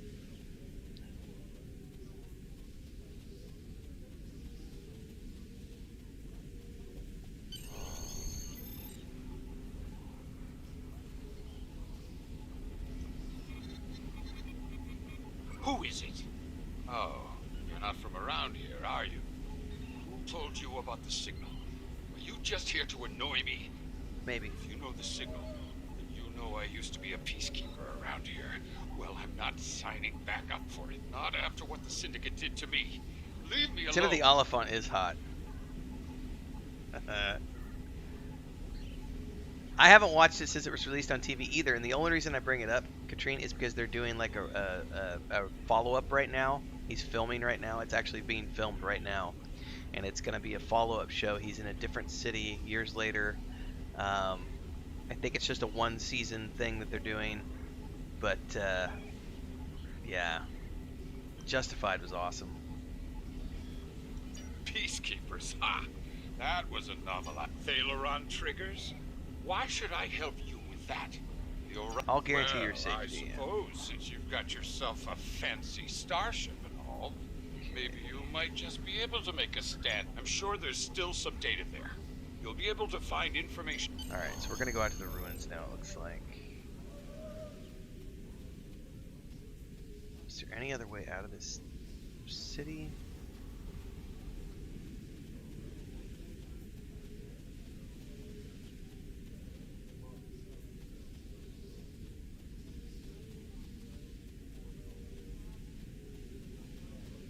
Or is there only way out the gate? I feel like the only way out was the gate, unless I can jump over here. Woot!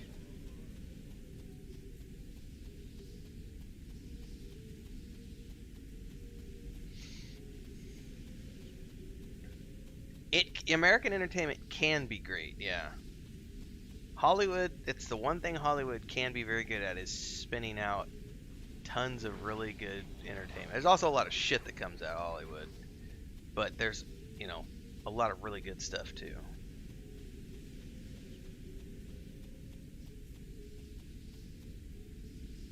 Scan old consoles or defeat sandworms.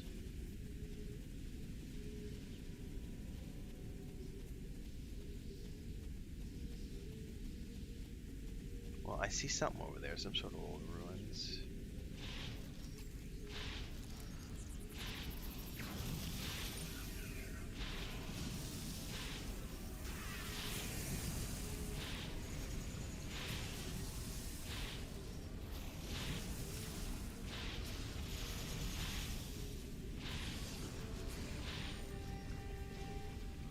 Let's just work our way through here.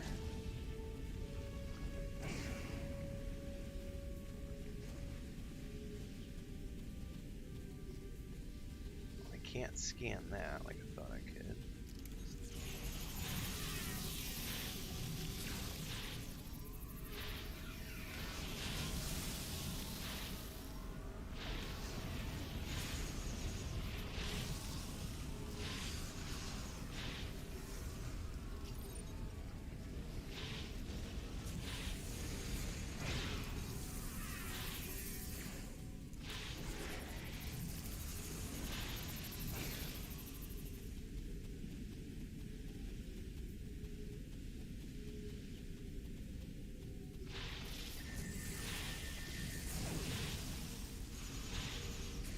I got Tula Berry wine.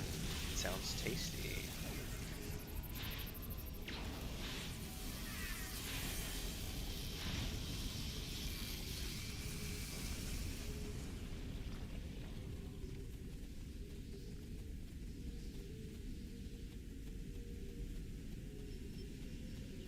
Oop, there's something over here.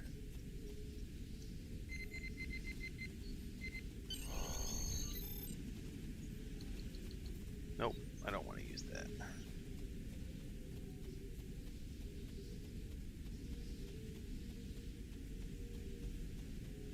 Have I seen Banshee? Yeah, my wife and I watched. I watched it by myself, and then Chris and I watched it together, which was why it was so great when he showed up on The Boys as the crazy Captain America, because we had previously watched him, you know, doing the sheriff. Banshee was a great show, like so underrated. Like so many people, like not enough people knew about Banshee. It was so good. I'll never forget like the crazy, like emotionless sidekick that the Amish crime boss had. Like, just some of the scenes in that show were brutal.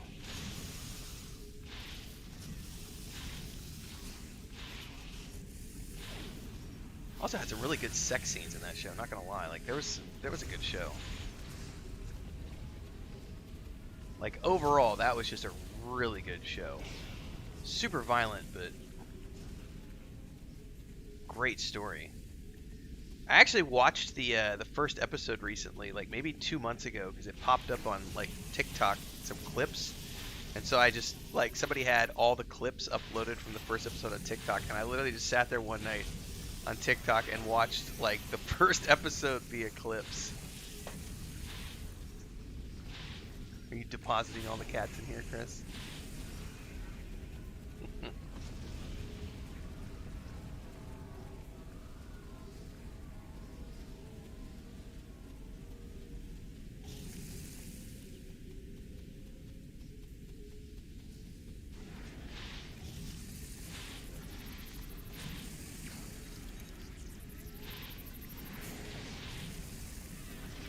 Oh, is that one of those things I can scan?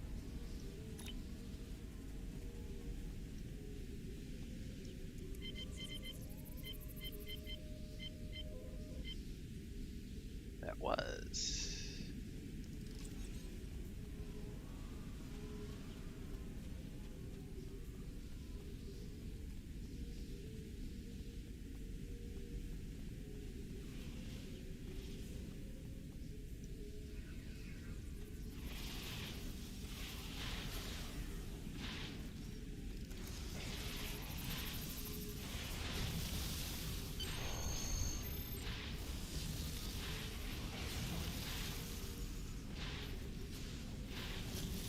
Alright, we need to go back to the bar, it says, to decipher the trigger. So probably need to get to a safe spot so we can use the transporter.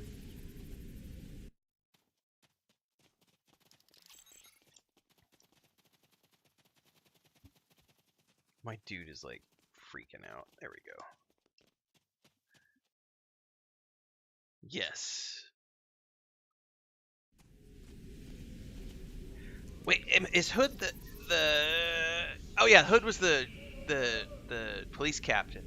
The guy who played the ex Nazi who became the sheriff, who became the deputy, right? The guy whose brothers were like the Nazi guys, and he had all the tattoos, like the, you know, I forget his name now. When he showed up in Iron Fist, the Marvel Iron Fist show, I think is what it was called, as the brother, it was such a different role for him. I was like, oh my god, because I had just watched him in Banshee, where he played this. Oh, and also he was in Ozark as the crazy brother as well, who had the psychotic problems and everything else. Really good actor, and I'm gonna go look him up now because I cannot remember. Banshee cast. Tom Pelfrey, who played Kurt Bunker, the ex-neo-Nazi guy with all the tattoos. Ah, Banshee was such a good show. I could totally rewatch Banshee. What? Oh my god, I'm looking at this and it says Tom Pelphrey was actually on a bunch of soap operas in the United States. I didn't know that he was on Guiding Light and As the World Turns. But he also did Banshee. Ward Meacham in Iron Fist. That's the role I was thinking of. Ben Davis in Ozark. Oh. Oh, I haven't watched Outer Range yet. Apparently I need to watch Outer Range because he's in this show as well. Outer Range is Josh Brolin. It's like a weird sci-fi western, which I need to watch. Apparently I need to get Tom cut up on that.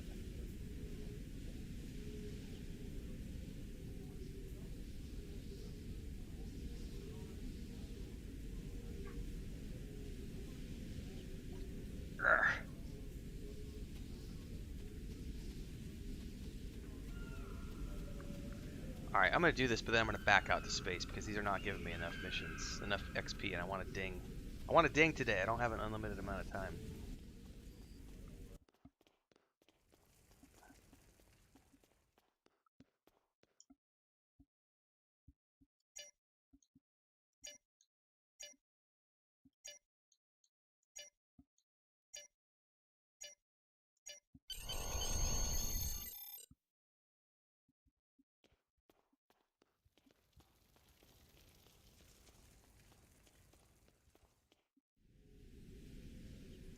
You want information? Congratulations, Captain. I've got it.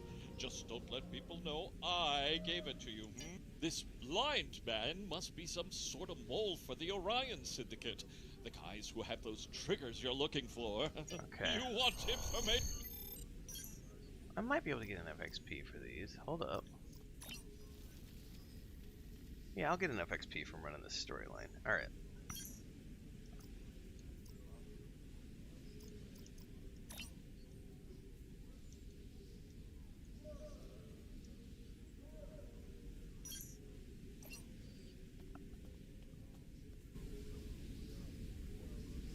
See, that's the thing. It was on my list too, and I've just never watched it because no time, like not enough time.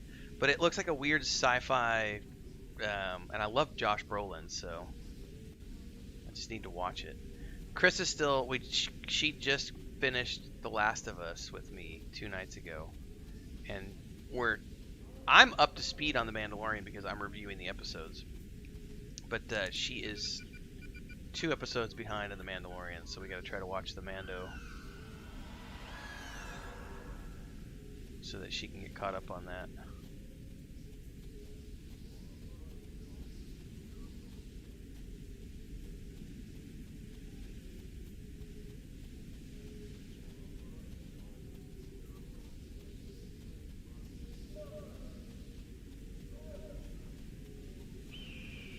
And then I gotta finish watching Strange New Worlds.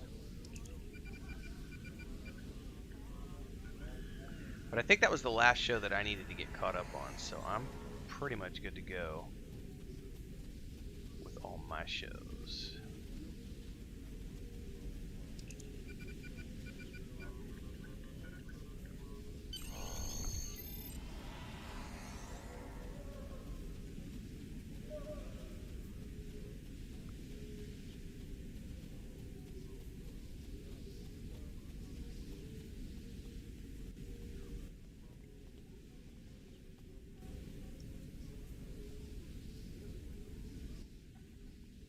Alright, that's a creepy looking granny hanging out at the bar.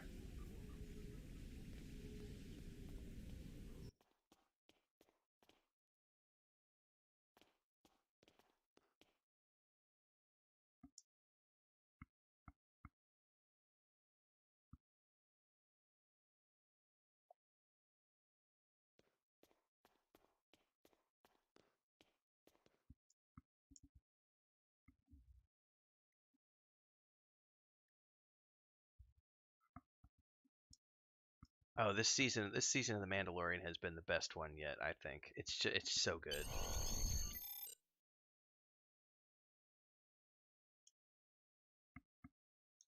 Oh my god, this guy has more quests. Yeah, get out of there. I don't need to. Just need information on the blind man, please.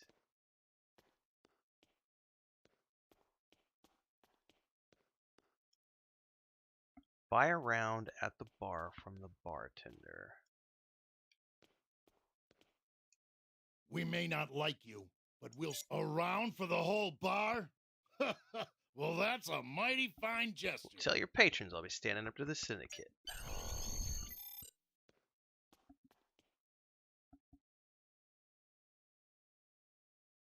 Alright, now I need to talk to Law again.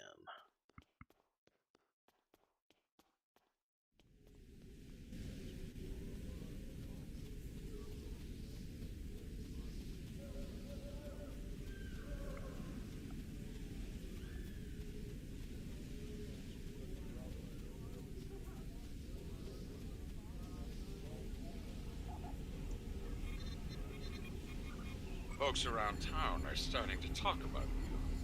They think you're really here to turn things around, to help fight the Orion Syndicate. You're looking for the blind man, the informant for the Syndicate. You found him. Now, I don't expect you to like me very much or even trust me, but I can still give you the information. Alright, how do we get to the Hassan is stronghold? in the down ship in the mountains Down to the ship. east, but his stronghold Rescue the is gonna have to prisoners. fight your- Yep. We could do all those things. Not a problem.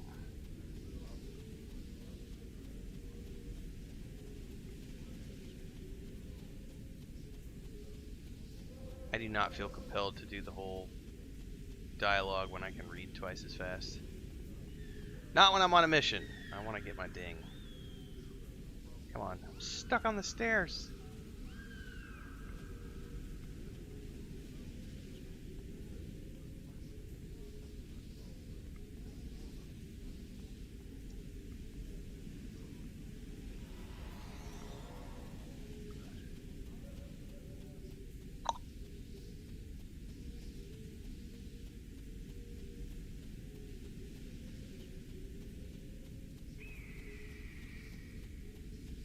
Too bad I can't just beam out there.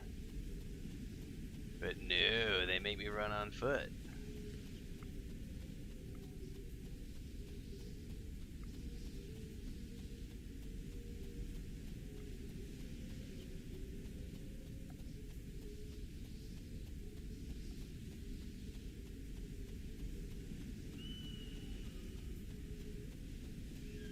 But it's this ramp.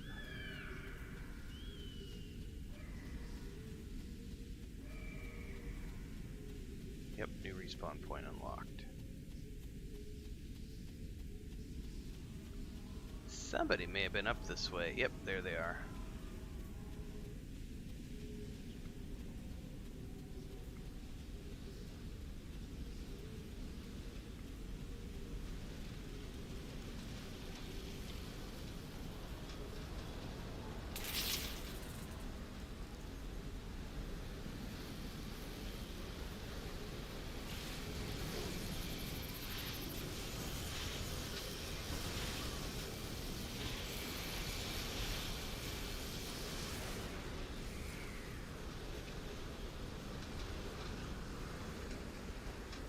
Howdy, boys.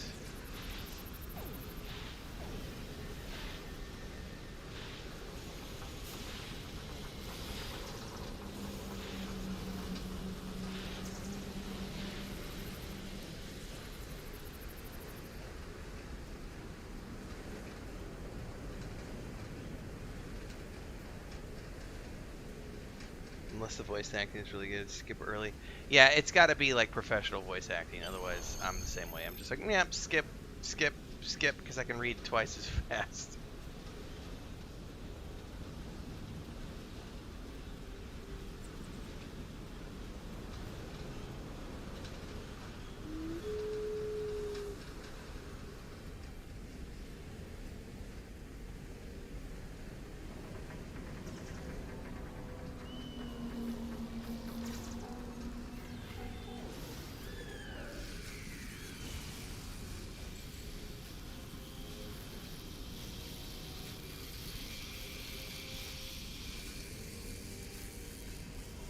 I bet I have to wait for the prisoners to respawn.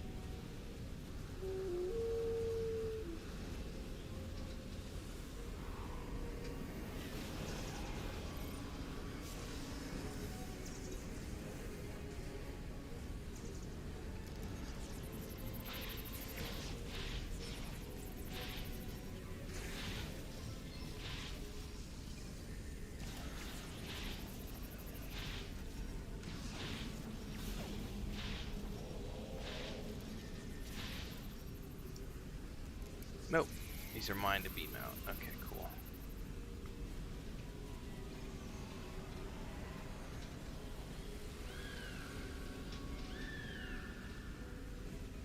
I wonder how long it's going to take these to respawn.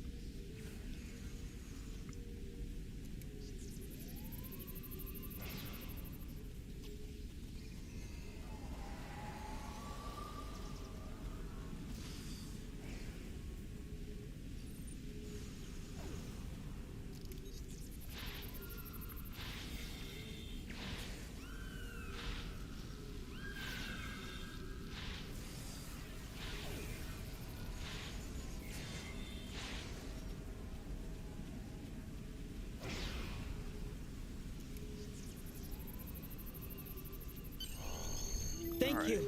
I thought I'd be sold into slavery for sure. I made some bad bets and owed Hassan a lot of latinum. Okay. Assault the stronghold, weaken the defenses. Enemy targets on center.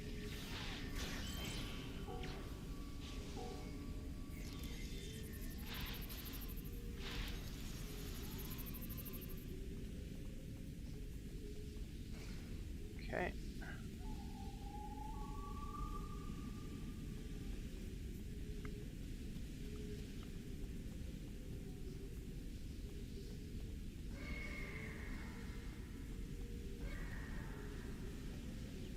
Orion's Path.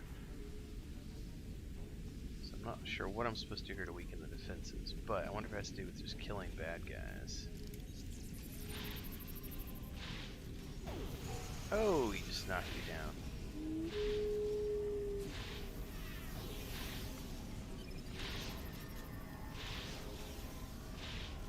Yeah, these totally count. It's just knocking down the defenses. It's just killing bad guys.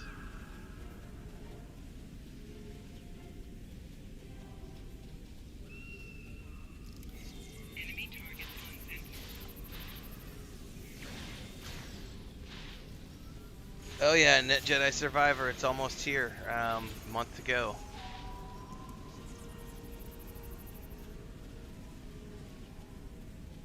It's gonna be good. I played the first game through 3 times, so I've got high hopes for the second one.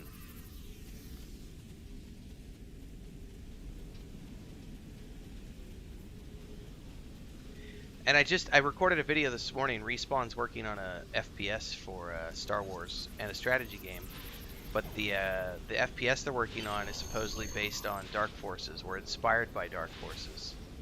So it's Respawn is doing good things with Star Wars right now. Really good things.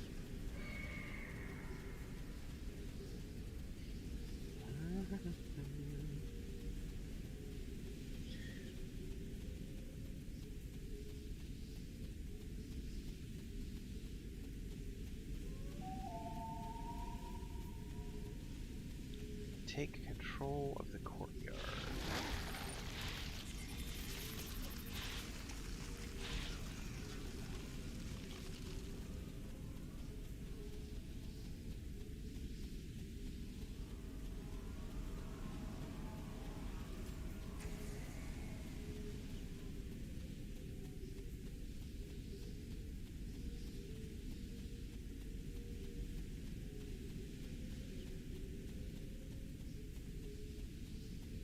It's a really interestingly designed place. Very Mad Max.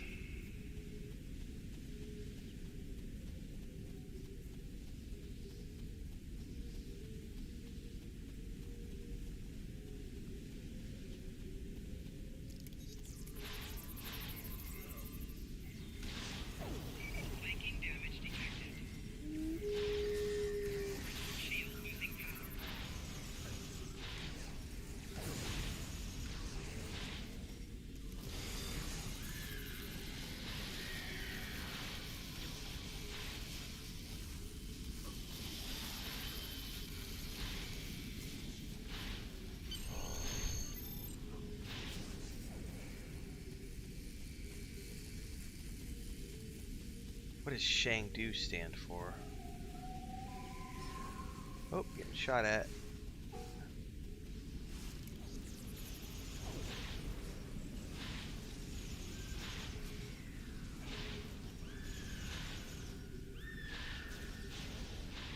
I don't typically like Dark Souls games, but Jedi Fallen Order was really amazing. Why do I need to contact Horus? That's about all I can tell you. If you have a different question, come back like you did. What? That's amazing. If everything you said is true, then you're about to put a stop to you. Congratulations, Admiral. Yeah, Admiral Quinn. This is the new ship. Yeah, we're going now. Like I'm not even. Yeah, we'll come back here later. I don't care about anything else. I want my new ship. That's all I care about is my new ship. This is the whole objective today. I want my ship. Level 40. That was the objective today. All right. This is T5, right?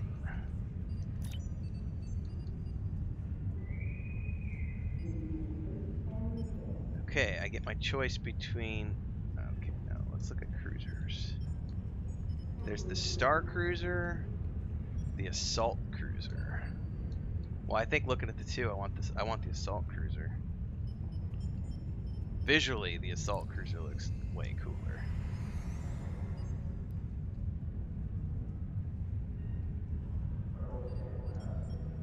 Oh yeah, look at that. Oh, look at the majestic variant. Oh my god.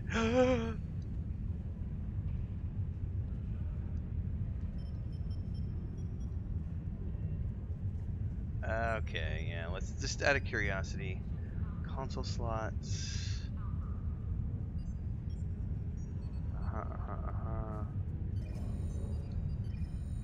What's the difference? They're the same, yeah? Hang on. Security teams, report to docking bay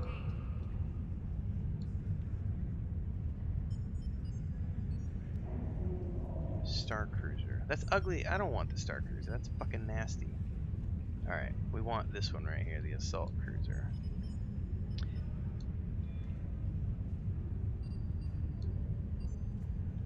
Stop going through the menus like crazy. Alright, here we go. Buy Assault Cruiser. Yes. Whoop-woot! The USS Moldovan. I'll take that name. Alright, now. Let's go here and customize that shit.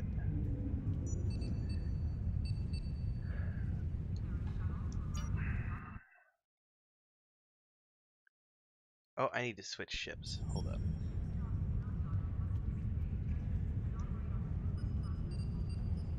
Okay. Moldovan. Ready ship.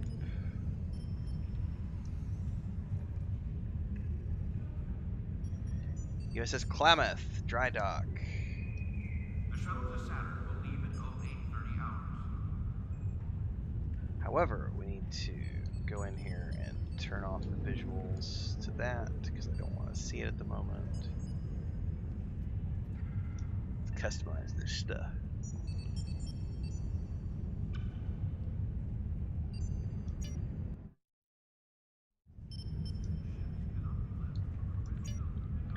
Customize my starship. Look at that beauty. All right. I do like the Majestic. However, let's check out all the other ones. Noble. Sovereign. Sovereign's not bad. Regent's not bad either. Oh, some of these are Zen though. I gotta spend Zen on those ones. So the Sovereign, nope. The Regent and the Vizier are only through the Zen store. Okay, the Vizier is pretty dope. Like that, that's pretty cool. All right, but I don't have Zen, and I'm gonna spin it. So out of what I have, that's the base, which I don't really like. Archon's way too wagery. I think I like the Majestic. Yeah, we're gonna go with the Majestic. However, we need to change the materials now, please. Something dark. Oh yeah, type 4. We'll do type 4. Windows.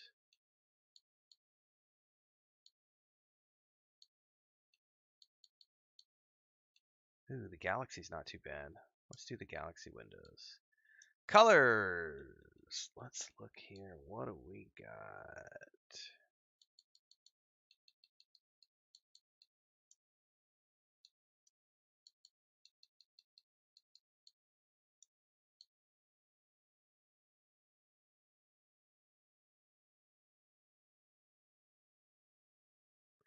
Okay, that blue might be a little too much.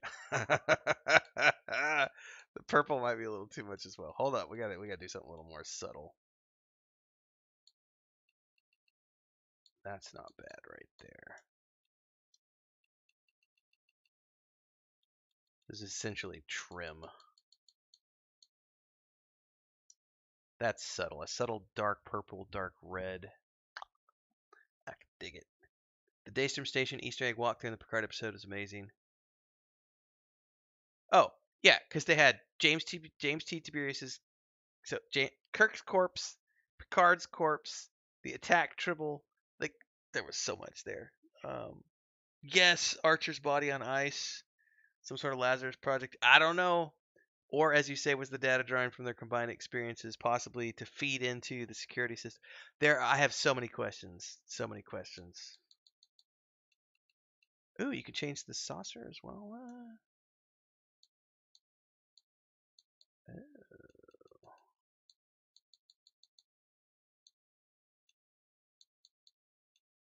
Ooh,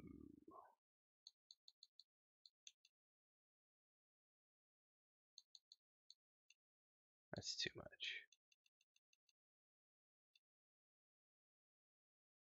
Gemini's not bad.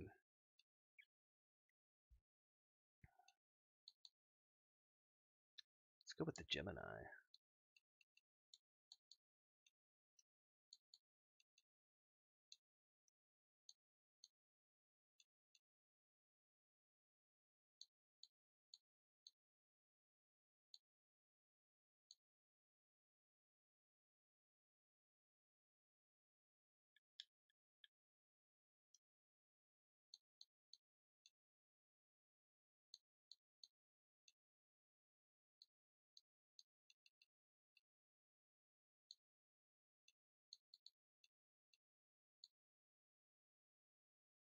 Oh my, that changes the whole look as well.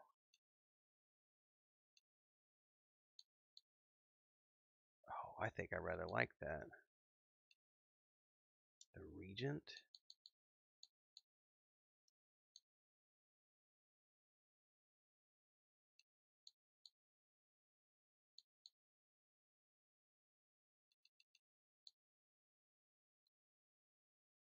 Hold up.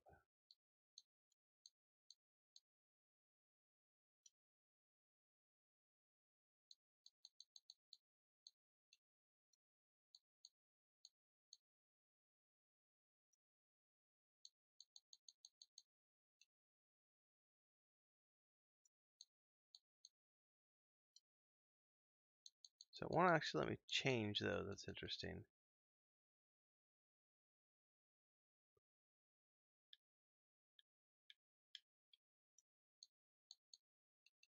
But I can change the colors.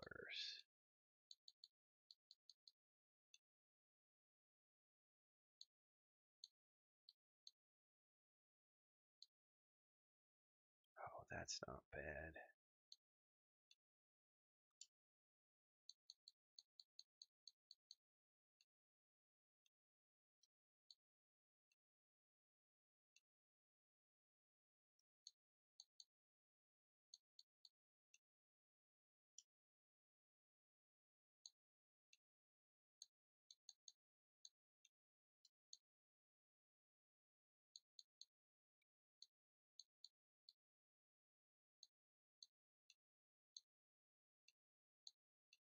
Oh, let's go with that.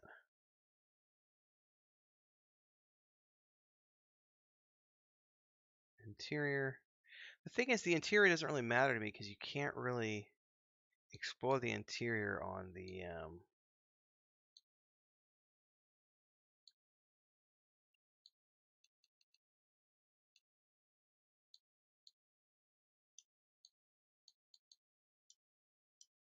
console doesn't let you explore the interior as much as the PC.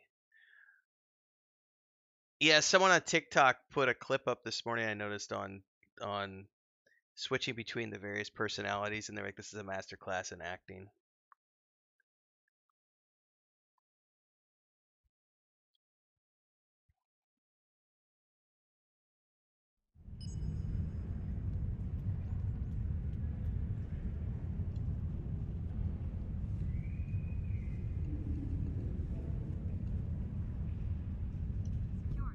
All right, time to check out this new bridge.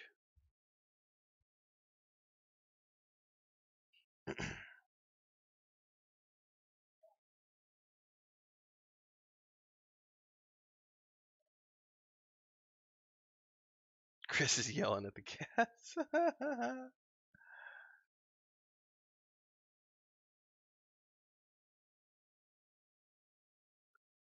All I hear is her yelling at somebody.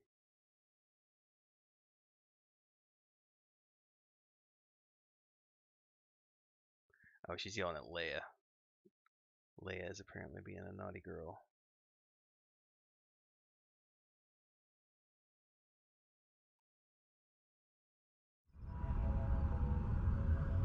Alright, so this is what the battle bridge looks like. Not a fan. Not a fan.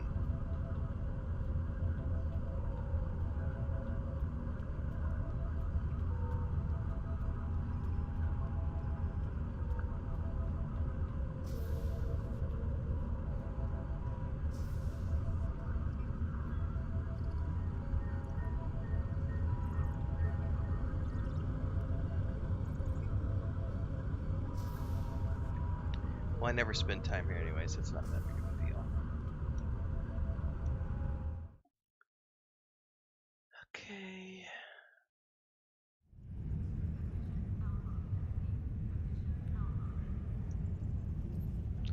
Let's go ahead and take that back to the regular interior. Oops.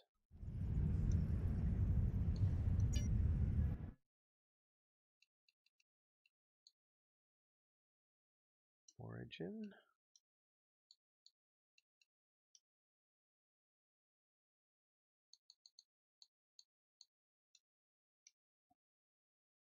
Alright.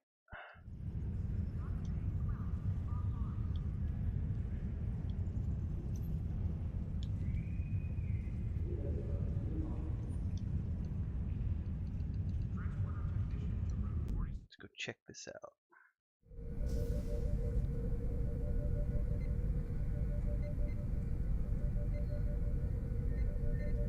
That looks much better.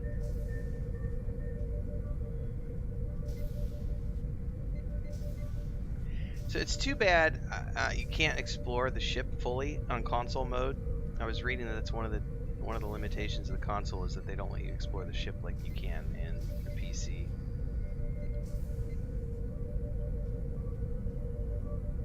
Still.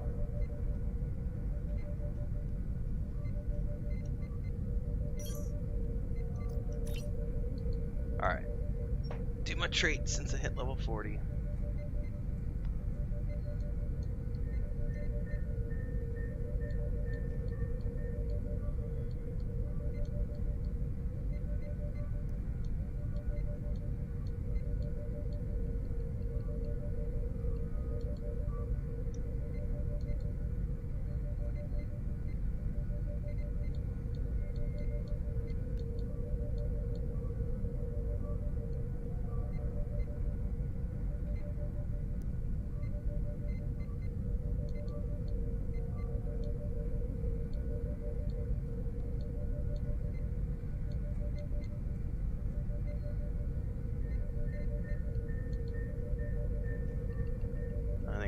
to that. Where was that? Up at the top. Ship weapon accuracy. We'll do beam weapon damage. Nah, I'll do the ship weapon accuracy. Ground skills. Yes, please. Space skills. Nope, don't care.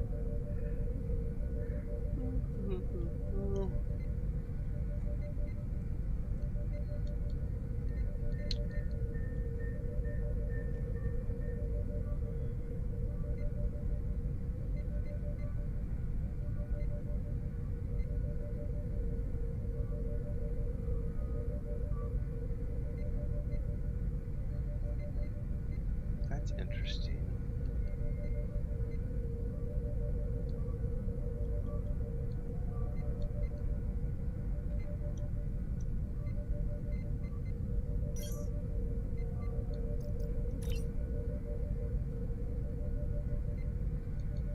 So we can't do Numer Romulus because that's level 50. What about the Solanic Dyson Sphere? It's locked. So these must all be level 50 pieces of content. Oh my god, there's 18 episodes in the Delta Quadrant. Why is it locked? I wonder. So you must have to do the other content first. The Conian War. That's locked as well. Oh no, it's not. I have to hold up. Hold up a minute. I didn't realize that I actually had to click on that. Dyson Sphere. Oh no, I guess it is. I guess that just is the way it works. Okay, never mind. So these are all locked, future proof.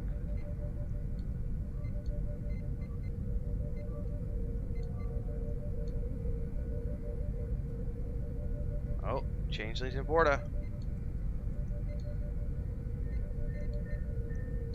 Klingon Civil War. Okay, so this is the Terran Gambit,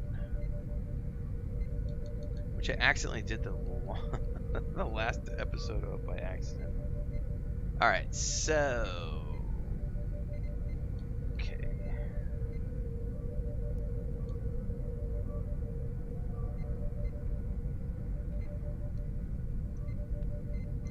This blind man.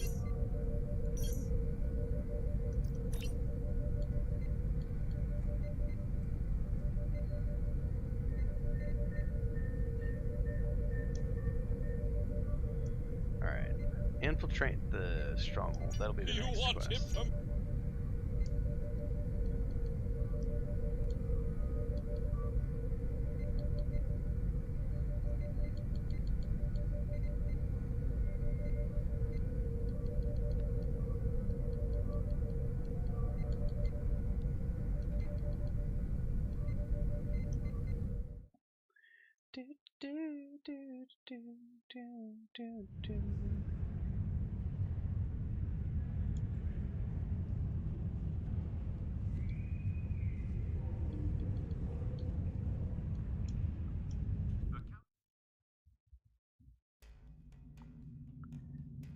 Oh, look at that ship. That baby is looking good. Man, it's a. How do you zoom out? Or can you zoom out? Because I am like zoomed way in on that.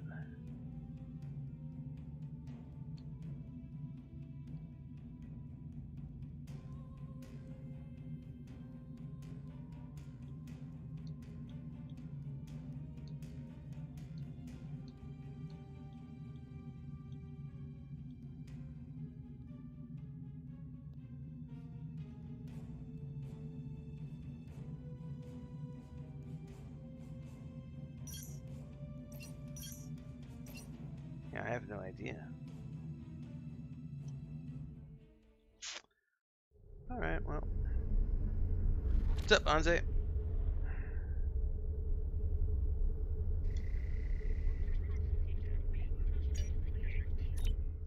I wonder if I have to go back there on foot now.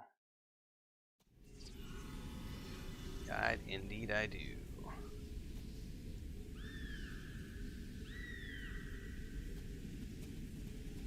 I'll probably have to fight my way all the way back up there too.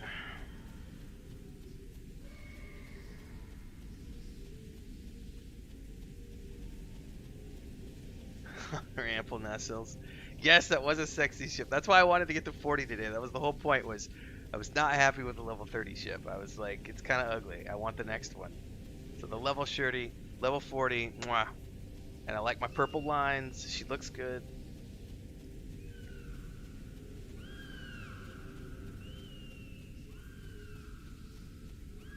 That'll keep me for the next. It's been taking me about a week to go between the tiers, 40, 20 to 30, 30 to 40. But it has slowed down a lot. Well, I also played a lot less this week because we didn't have internet all day Saturday and Sunday.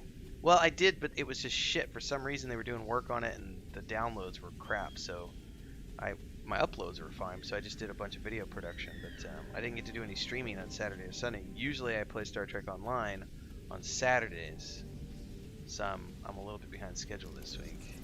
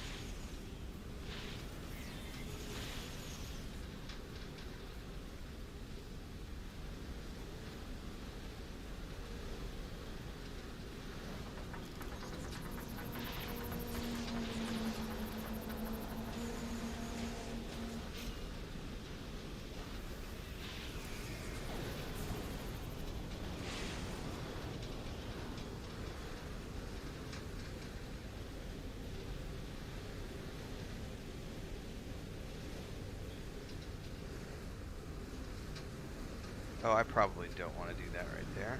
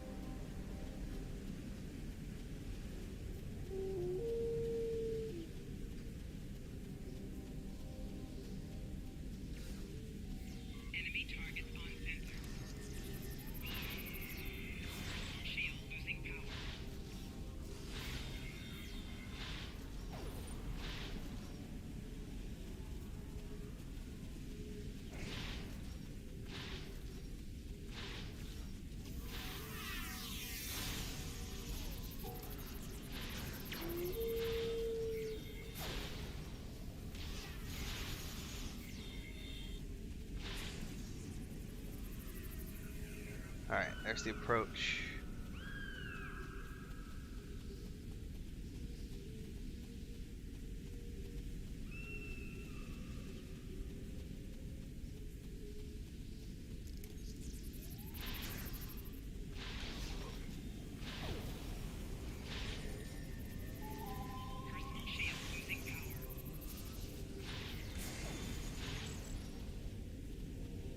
Alright, here's where we left off before we ran and got our ship.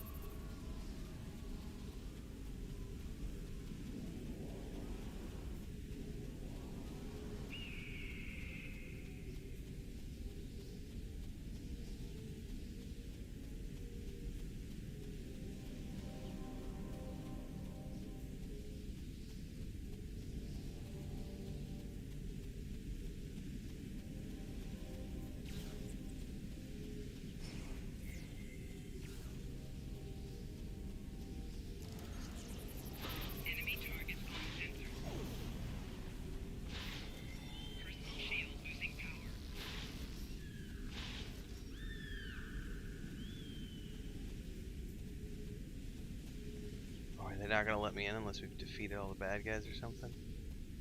I'm guessing not.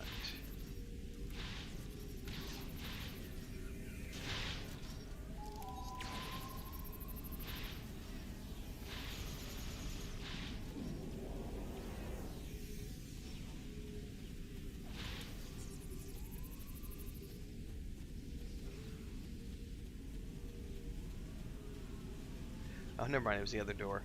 Herpa-derpy, herpa-derpy. Alright, I got a bio.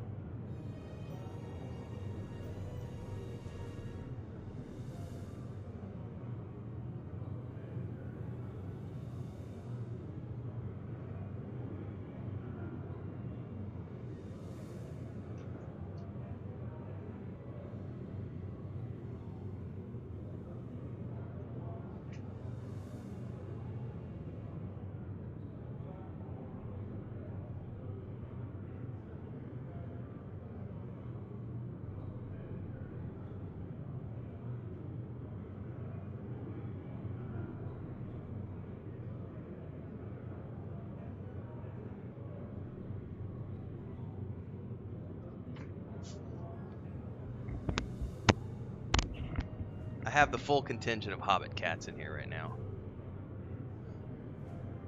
Frodo, Sam, Merry, Pippin, and Smeagol are all in here now sleeping. Only Luke and Leia are outside.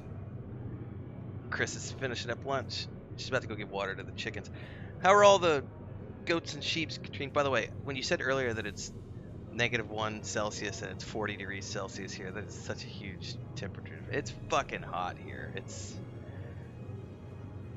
May is the hot month. It'll get up to 45 in May, like 45 degrees. For about 2 weeks, it'll be 40, 45. But it started getting really hot, like this past week. Because it was like 32 to 35. That's like the normal temperature around a year. 30 to 32, 32 to 35. But then we got into the 40 degrees this last week, and I just sitting here in the air conditioning. And it'll start, you know, it is what it is. But we're watering the yard 3 times a day right now and keeping the chickens cool. Ah, the latest in line. Well, not particularly. Too messy.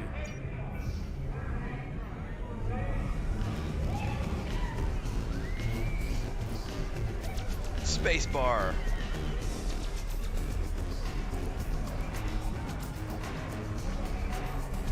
I don't see any space boobies. It's because we're in a Star Trek world. It's not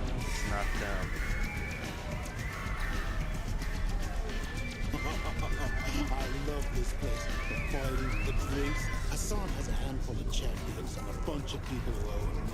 I tell you what, the music is really obnoxiously loud too because I can't hear the voiceover.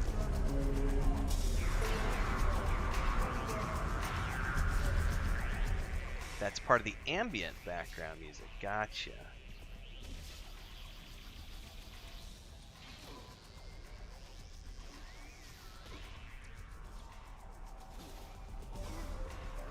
Let's see how the voiceover is now. I love this place. That's better. The fighting, the drinks, the dances. 3 brand new kids. Nice. Dances. No green women though. I hear Hassan's got an issue with. We're getting 4 eggs a day now. It was funny because the rescue chicken only took 5 weeks to get her up. She gained 2 kilos, 2 kilograms. She gained 2 kilograms of weight in 5 weeks. Because when the neighbor gave her to us, she was starving. She couldn't afford to feed her chickens, so she gave us that hen. We called her Frida. She started laying eggs last week, and then Chris brought these 3 babies home. You know, like 6. I guess it's been more like 3 months ago now. Like I was thinking 6 to 8 weeks. It's been like 10 to 12 weeks. And 2 of them are not very big, and it turns out they're just smaller chickens. And the hen started laying eggs last week as well. So we're getting 3 to 4 eggs a day now, which is really nice. But I would love to have goats. I really would love to have goats. We don't have enough space though. Our property isn't big enough to have goats, I think. Hassan has a handful of chat. One of the guards by the cells is chatty. Talk to him.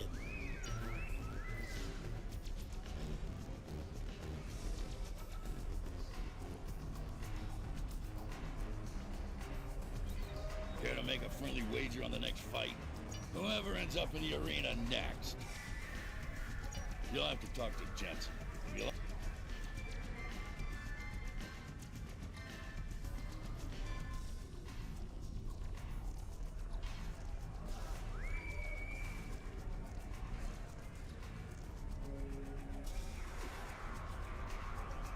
Hey, I heard someone like you might be dropping in.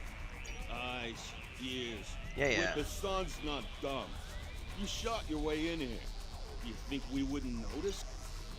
Check the VIP. Smells like a trap. I agree. It probably is a trap.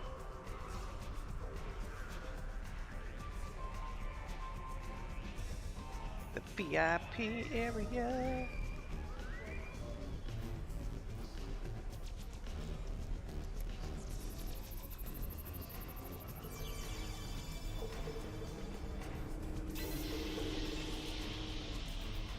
Ha! It would cost more to ship.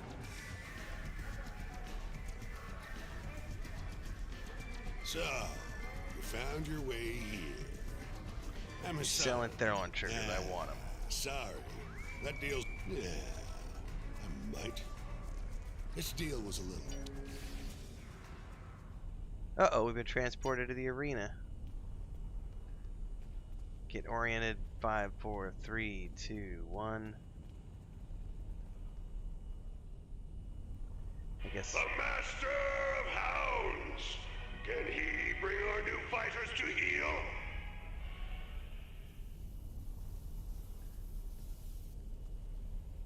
Baby goats are cute.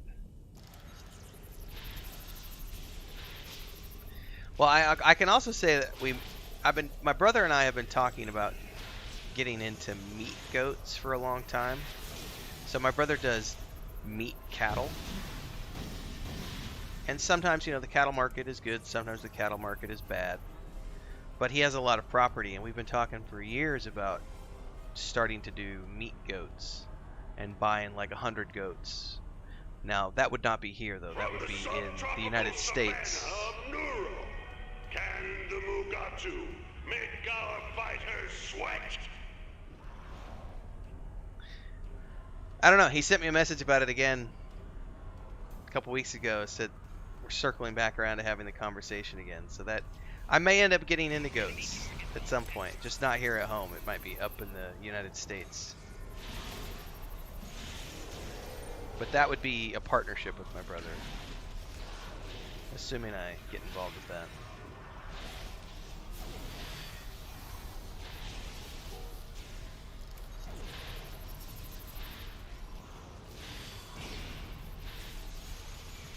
But that would be a commercial enterprise, so.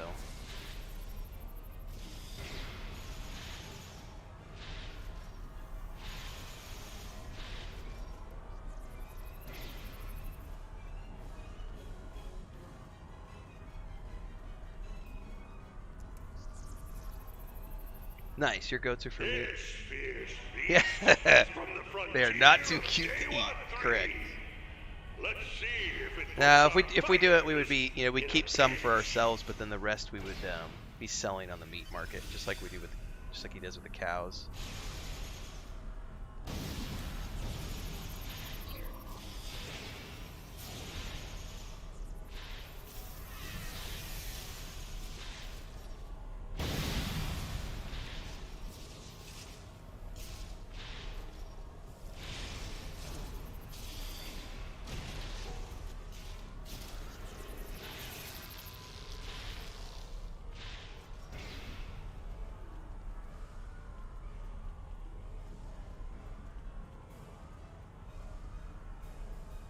But the big thing is we have to get the fencing, because he has all the fencing we have right now is for cows. And you need different fencing for goats, which I'm sure you're aware, you know.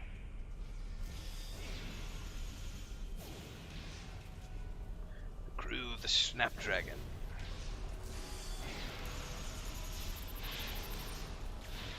I also want to do goat milk, but that's something I've talked to Chris if we could get one or two we could probably do, I don't know, it depends, because the current place where we live right now, like our backyard is not big enough to do chickens, and even if we might be able to do one goat for milk, but I don't want to do just one, you know, I want to have 2 or 3.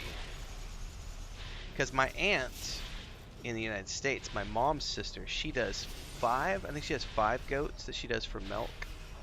And Chris loves goat milk, so it's like, and I just want to make goat cheese. Like I just want to make goat cheese. I love goat cheese. The meat is delicious though. Well, that's like, so we have, that's like our chickens.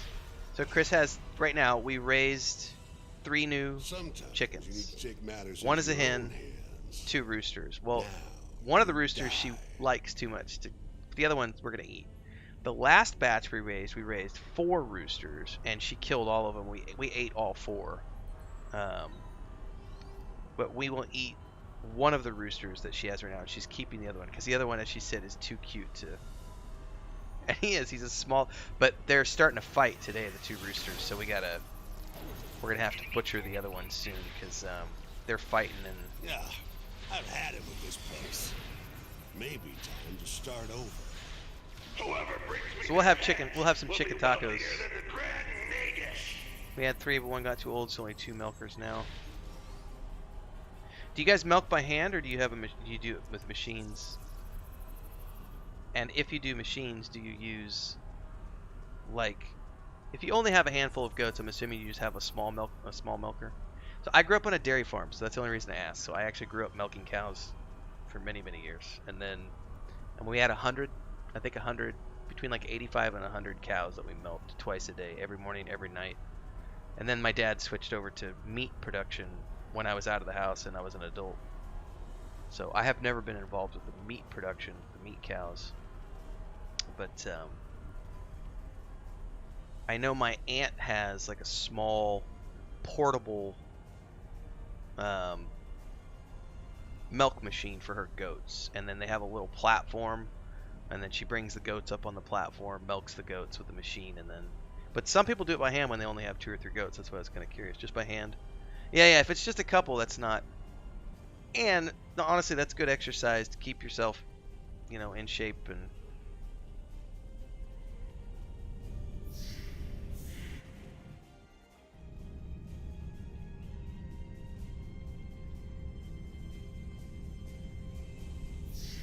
You don't have to worry about going to the gym or getting one of those grip machines when you milk goats and cows.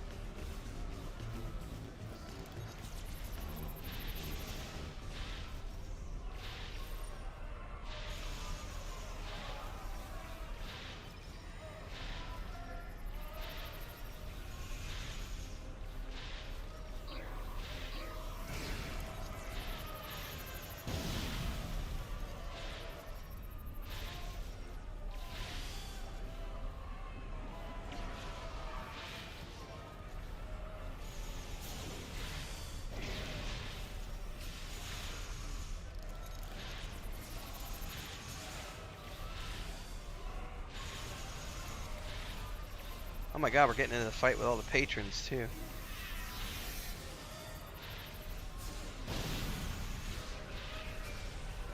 Sorry guys.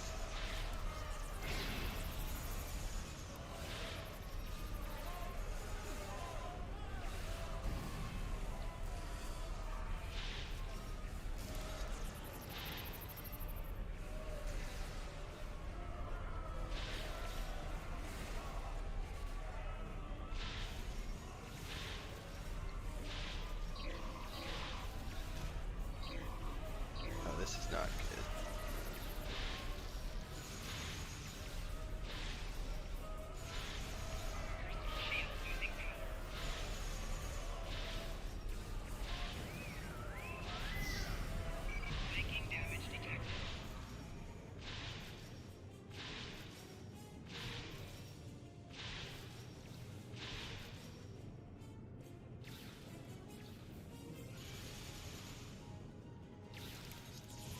Well, I don't know how to get out of where I'm at here.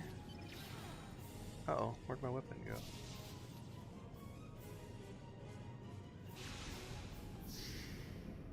There he is. Well, there's that guy. Might have to look into that. Is it too expensive? Part of the reason I don't have the cup is because of me taxing not too much. Yes. One of the issues Chris has right now is even with just she's got 4 hens and 2 roosters, plus we have the 7 cats. That's one of the reasons she was not really complaining. We were having a discussion about how she's only able to do a few hours of art per week, which she used to be able to do like 6 hours of art every day, because there's so many animals now that it just takes all of her time to do the chores. And it's like, the more animals you have, the more chores there is, because it's not just about, you have the cleanup of all the animals too, so you've got to clean everything, you've got to keep them all maintained. So I get it. I totally get it. Careful in Star Trek bars. I hear Nauseous has been known to stab those in the heart after drinking. Yes. Right now I'm trying to find my way out of here to find the Hassan guy. And I died running up here, so...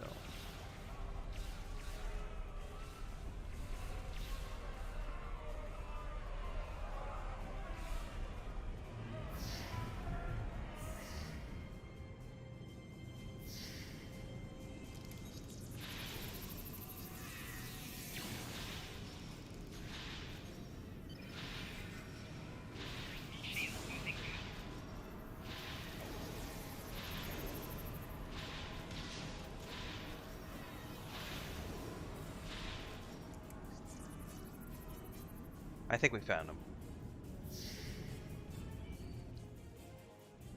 Yep, there he is. Oh, he just fucking haloed out, man.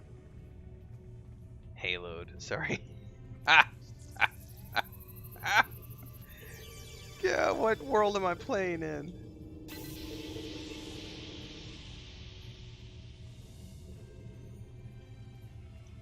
access his database. He knows more about the Tal Shiar than he's telling us. Alright, beam out back to my ship.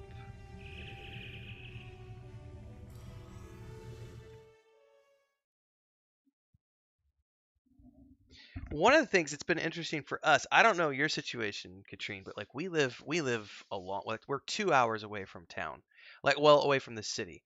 So the only supermarkets, we have two small supermarkets, two small mini supermarkets where we live. So we can't get a lot of items like from the grocery store.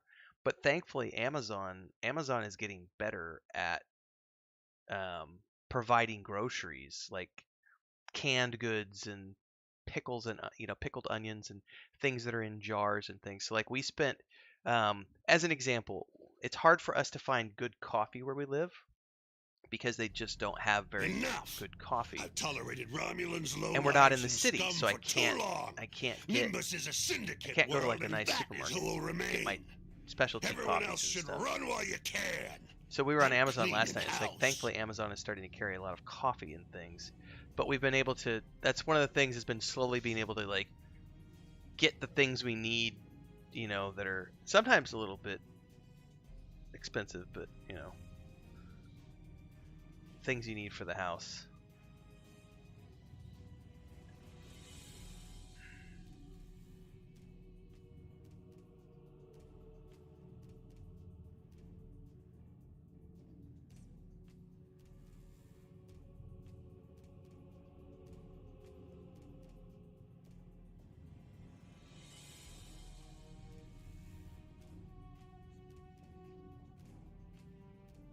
Someone just said the rumor is that season 3 of Star Trek Picard is maybe going to be considered the pilot for Star Trek Titan. Oh, you guys are close to, yeah, you're close to a big city. Yeah, you guys are fine. Never mind, you're good. Alright, recruit pirates to fight Hassan.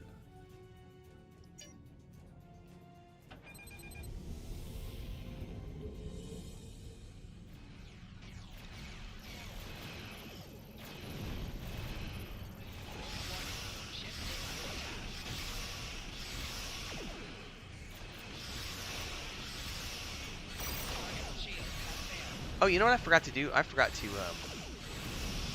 check the new gear for my ship.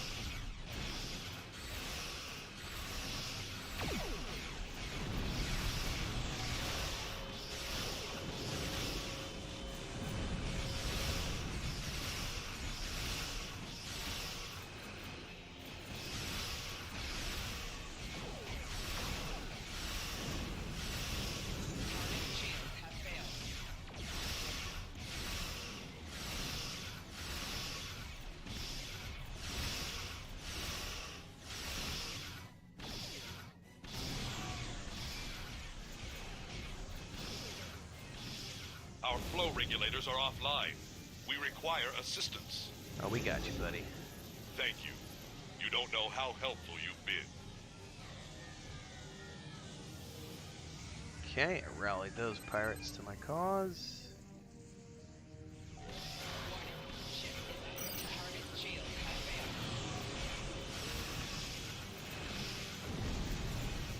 Yeah. Hassan needs to be taught a lesson. But my weapon systems are offline. A little help? Got you covered, bro.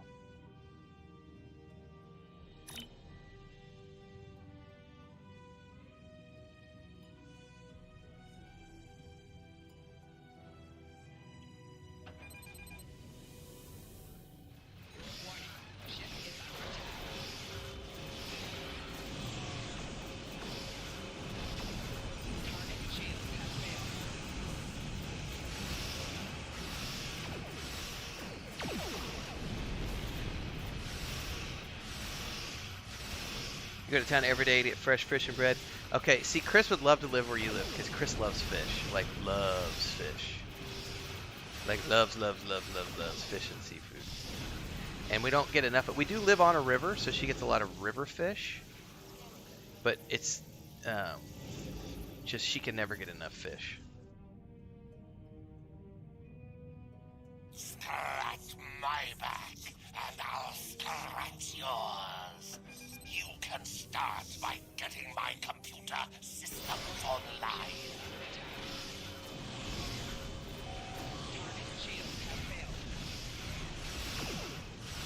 But fresh bread is a big deal. See, that's the thing. I make my own bread as well, and it's good, but you're right. It's not the same as the bakery.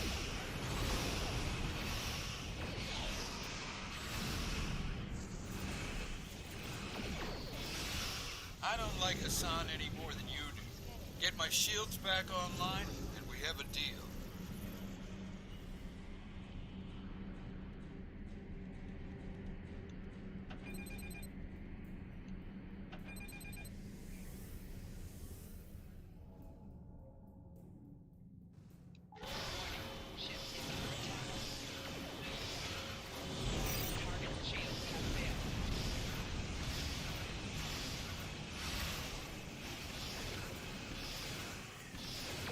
We usually go, I go to the market on Tuesdays because Tuesday is like fresh fruit and vegetable day, so all of the fruits and vegetables are on sale on Tuesday, and they get a big stock of everything in on Tuesday mornings, so you have to go early. Like, you got to get to the supermarket at 7 o'clock in the morning because all the old ladies, all the old grandmas will go, and they have a limit. Like, you're only allowed to get, I think, 3 kilograms of tomatoes, 2 kilograms of potatoes. Like, they have limits on how much you're allowed to take because it's everyone goes because that's when it's like half off. So we do our big produce day on Tuesdays, and then there's a butcher down the road. We go and we get our meat, our beef from, and then we kill our own chickens, but we don't have enough chicken production to eat our own chicken all the time, so we also buy chicken from the people down the road. Your dad used to have his own fishing vessel? Nice. Yeah, you guys have great fishing markets there. I would, yeah, would love to visit. Get some fresh fish. Now I'm hungry. Might be time to go get some lunch. I had a sandwich before I started, but that was like 3 hours ago, so.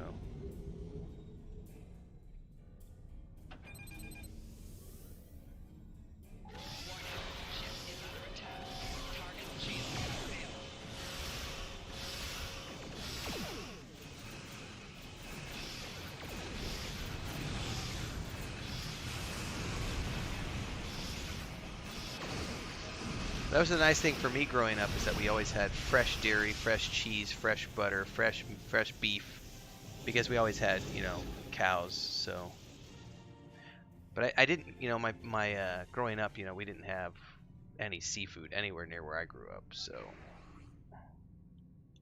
it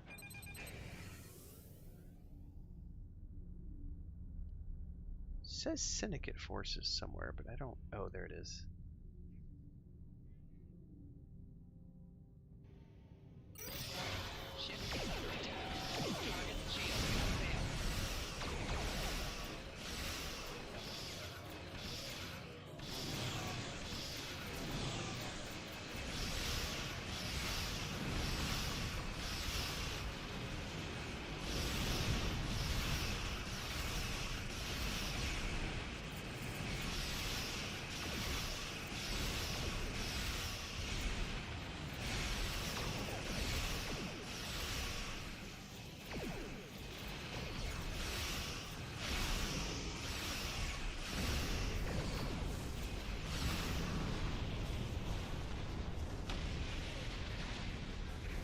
Alright, time to engage the Dreadnought.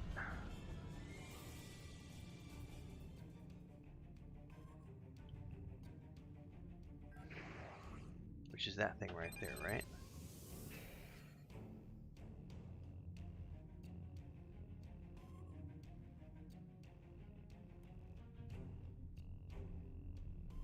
It's not. Where is his ship?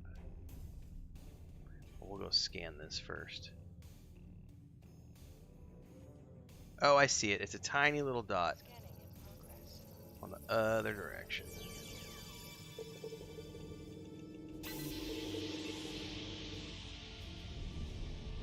You can't imagine not being near the sea. Even the most landlocked portion of my country is too far from the sea. Yeah, see, that's the difference. Like when I, growing up in the United States, like I grew up in Missouri, which is literally like the middle of the United States, and it's nowhere near. I mean, it's a 30-hour drive, I think, to anywhere that has a coast. So the idea of like seafood when I was growing up was just a foreign concept. And then where we live now, we have a river that goes all the way to the Gulf of Mexico. So we have river fish, but then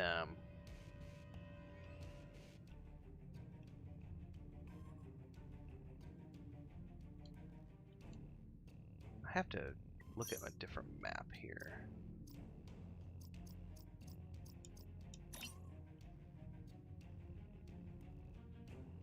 I overshot. Okay.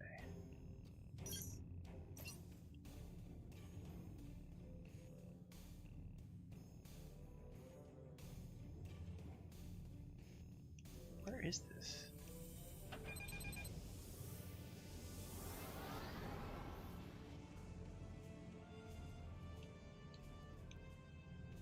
Is he up?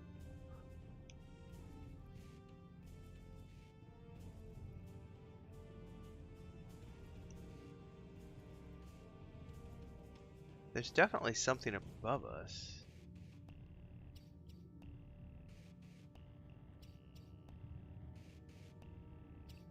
He's not below us.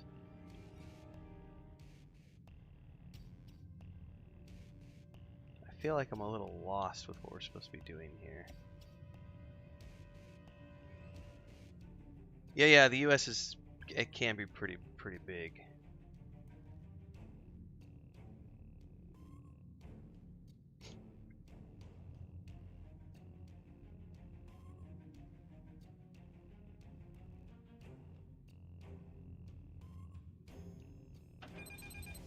There it is. There it is. Ha! You think a handful? Alright, we're good. That was the ship.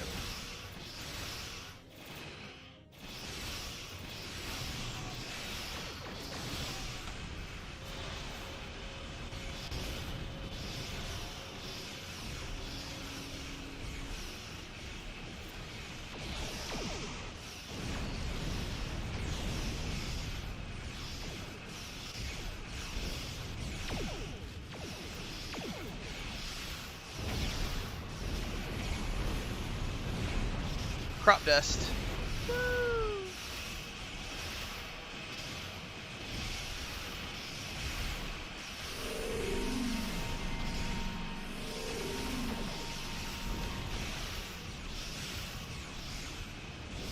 I have, youth.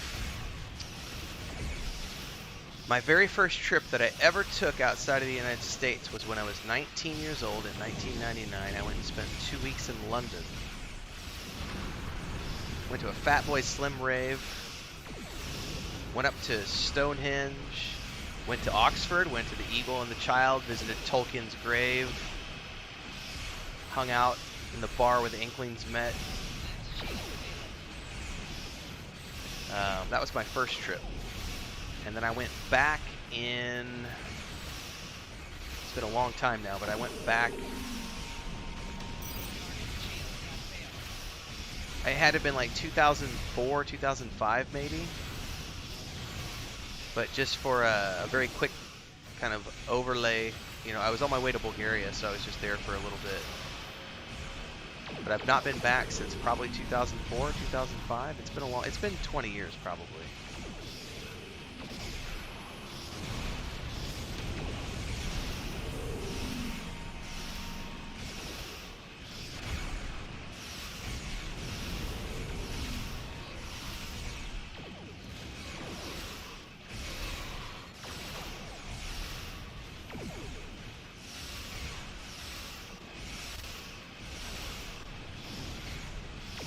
And then Chris and I were in Ireland in 2017. We went for a month, but that's not the UK. But we did duck into Northern Ireland, which is technically part of the UK, for a couple of days.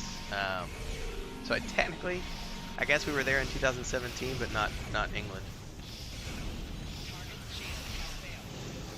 But we were in Ireland for a month working with the tourism board, and then we went on our own on a road trip to do the entirety of the Wild Atlantic Way. And while we were in the Wild Atlantic Way, we ended up going up to Northern Ireland, to Belfast for not Belfast. I forget what city we went to.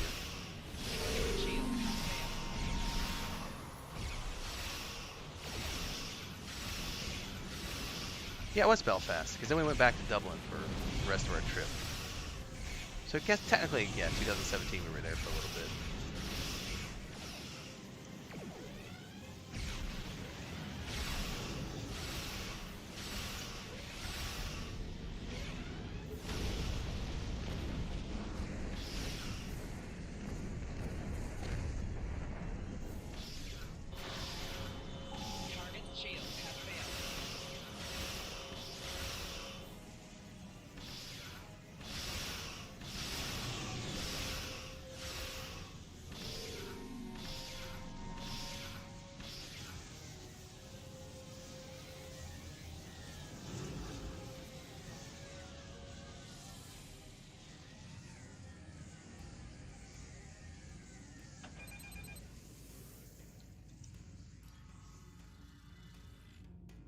I've never known defeat, but now I kneel before you.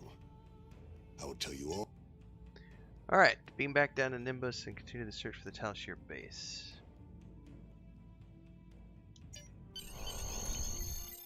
Nice, we completed that quest.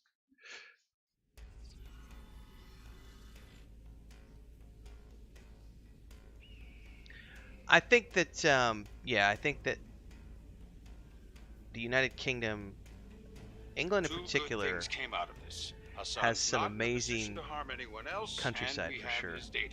And you have the market towns, which are a huge. I think the market towns are something that is, like you said, lost to history. Because a lot of people don't, and maybe it's changed in the years since I was there. But the market towns were a fascinating concept to me, in the sense that they're all marked with this, the center post in the middle of town, because that used to be the market center, and they have historical value and their protected status and so on and so forth. There's some fascinating countryside and lore in the United Kingdom. Actually, one of my friends from Mexico, Rod, he got married and to a girl from England and moved there like 4 or 5 years ago. I haven't seen him. It's I think the last time I saw Rod was 2015 or 16, and he drops it on my channel sometime. He's a supporter over on the Patreon page, but yeah, I haven't seen him since like 2015, 2016. We went and worked together in Puerto Vallarta, and then shortly after that, he moved off to the UK and got married there, and he's been over there ever since. And I haven't got to see him or visit or anything.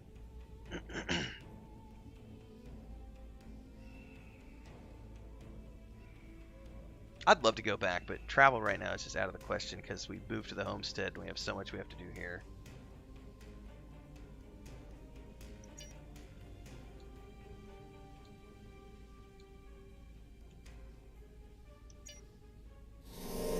Congratulations, Admiral.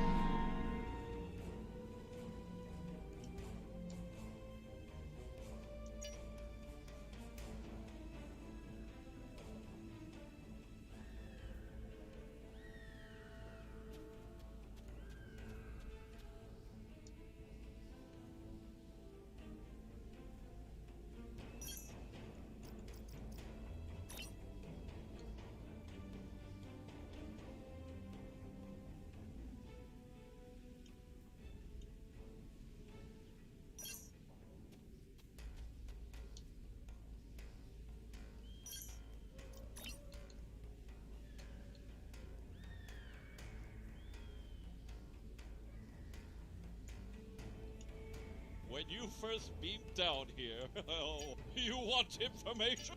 A fistful of Gorn. Alright, well that'll be something we do next time.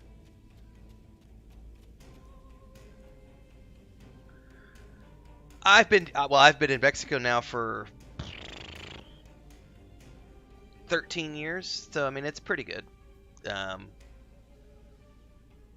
Obviously, I will bitch and moan about how hot it is where we live right now, but that's just because I'm not built for this kind of weather.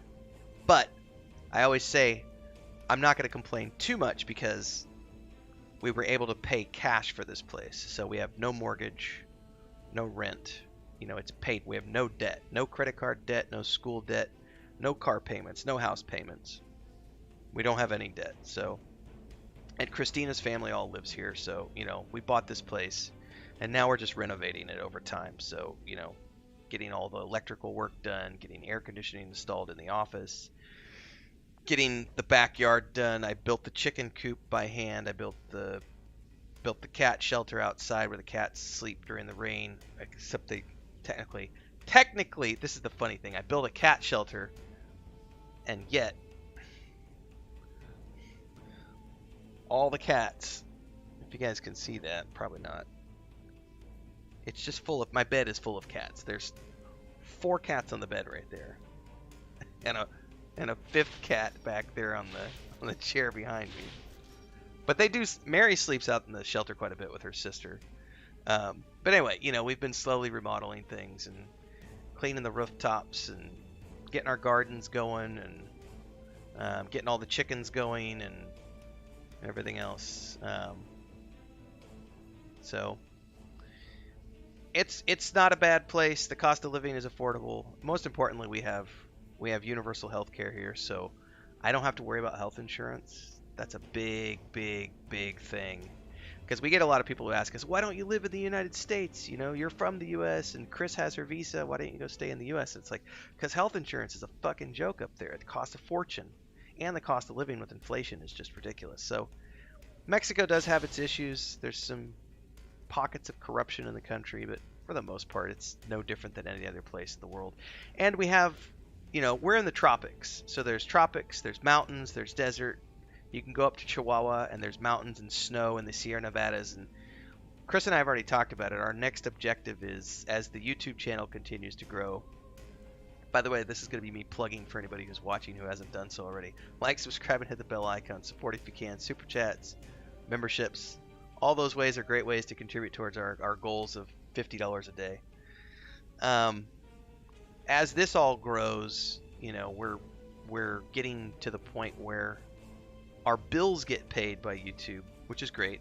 You know, we're hoping to grow the channel this year to where we can actually start putting money in the savings, because the next objective is to get a car. We don't need a car, but we wouldn't mind having one to go out and go up to the city, which is a couple hours away, and start doing more travel content around our local area, because we used to travel full time. And I've got all my drone equipment and all my photography equipment that just sits here, and we do nothing with it. But the next big thing after this is we're going to buy a piece of property up in the mountains, and that's the next. But that's a, you know, everybody has like 3-year, 5-year, 10-year goals. That's the 10-year goal. You know, not even quite 10 years. I'm 43. I just turned 43 in January. So my objective is by the time I'm 50, I want to be able to have the next piece of property purchased. And so I've got 7 years to do that. So that's, well, the NHS, man, that could turn into something different with some of the politics you guys have going on. But yes, the NHS is a big deal, comparatively speaking, because the U.S. is just ridiculous. I have some people I know. I'm not going to say who they are. It's a husband, a wife, and 2 children, and they live in a relatively low cost of living state, and it costs them between $6,500 and $8,000 a month just to pay their bills. Just to pay their, and they do not live wealthy. They are normal people, like lower middle class. But depending on the month, $6,500 to $8,000 a month, and a huge chunk of that is healthcare and gas for their vehicles and taxes. And it's ridiculously expensive for the United States. For you get nothing. You get no benefits, because the health insurance, you're paying all this money, and you still have to pay when you go, and you still have to pay for your medicine, and you still have to pay a deductible, and it's such a fucked up system. It's so fucked up. Like where we live, like on a month-to-month basis, I would say, depending on the exchange rate, it's probably $600 a month is what that pays our bills. $600 a month, $700 a month, depending on the transfer rate. That's what we need to pay our bills. So we don't hardly need any money to survive, you know, and that's just basic living. I'm not spending. I don't drink as much as I used to, because I don't work for anybody anymore. I'm doing my own thing with YouTube and stuff. And when I had a job, you know, when I was working contracts, and you're making $3,000-$4,000 a month in contracting wages, you know, I would have enough disposable income to just go out and spend, you know, $500 a month on wine. I don't do that right now.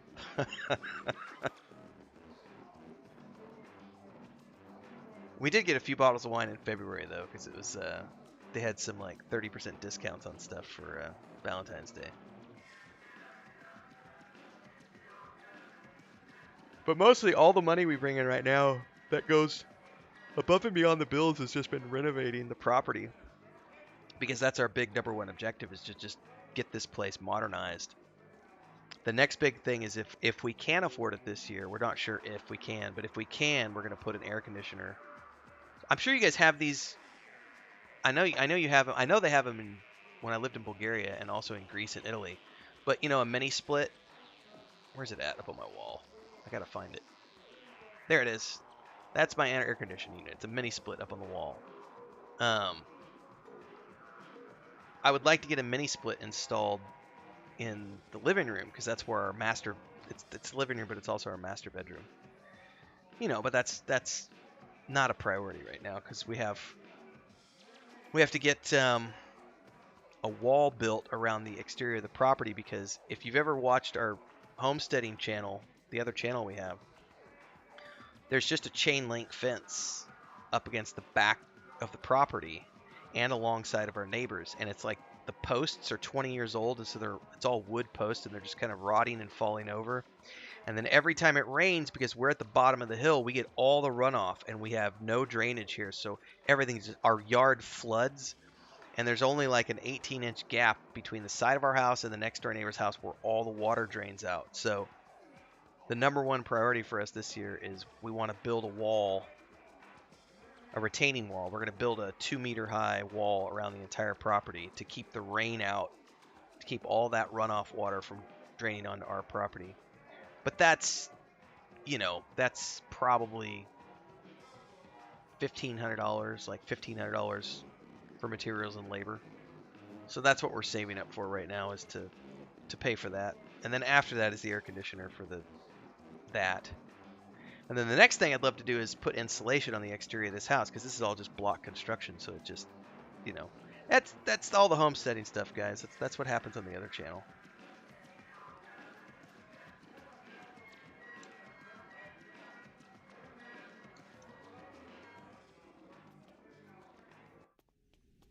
I think we gotta go back to Law's house, which was over here somewhere. Shit, I'm 3.5 hours in. I should probably start thinking about wrapping up. Did not plan on streaming for 3 hours today.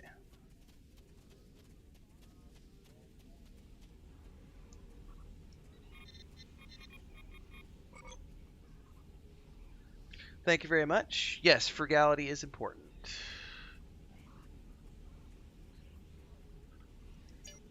Alright, so Law is gone. The Gorns are after us. Oh, he's getting in a duel with the Gorn. Oh, the bird. It's totally a Mexican standoff. Do do do do do do do do.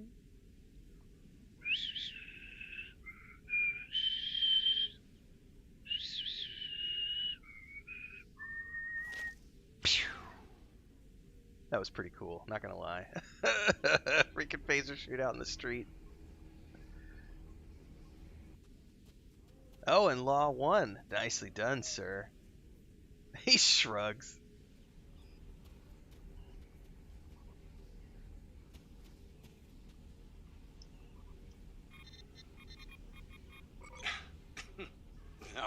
This is embarrassing. Yeah, the hawk screech. You totally I heard leave it. a death note behind, and you find me alive.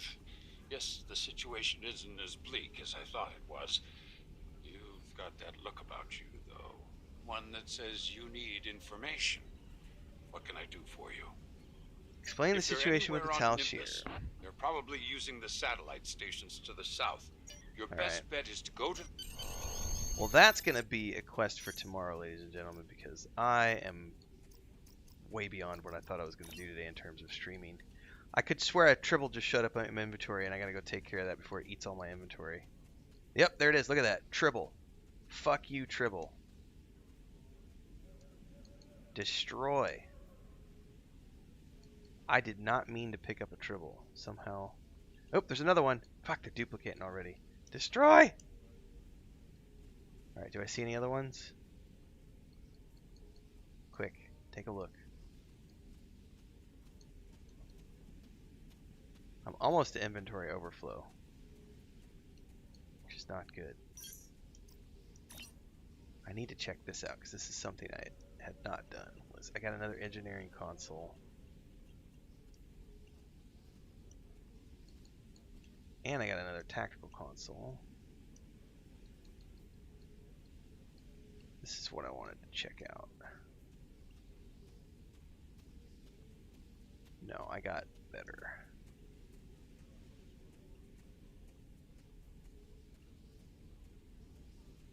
Nope, I have better. I have better.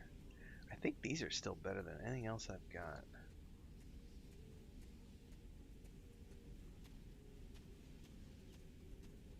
Yeah, 3,500 kinetic damage. That's still mo better.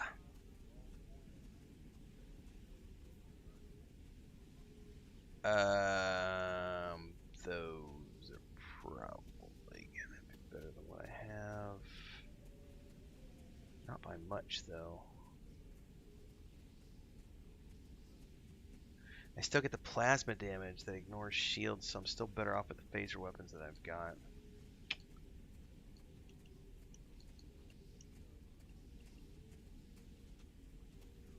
Oh, that's way better.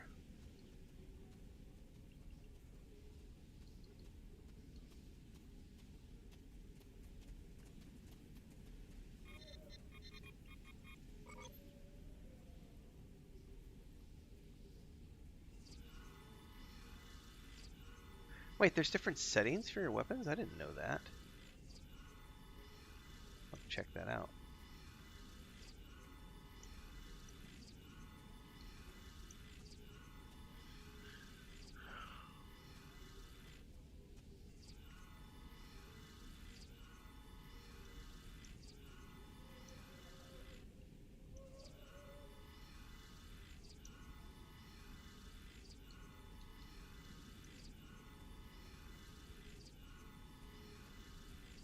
Oh, that's way better than the one I've got.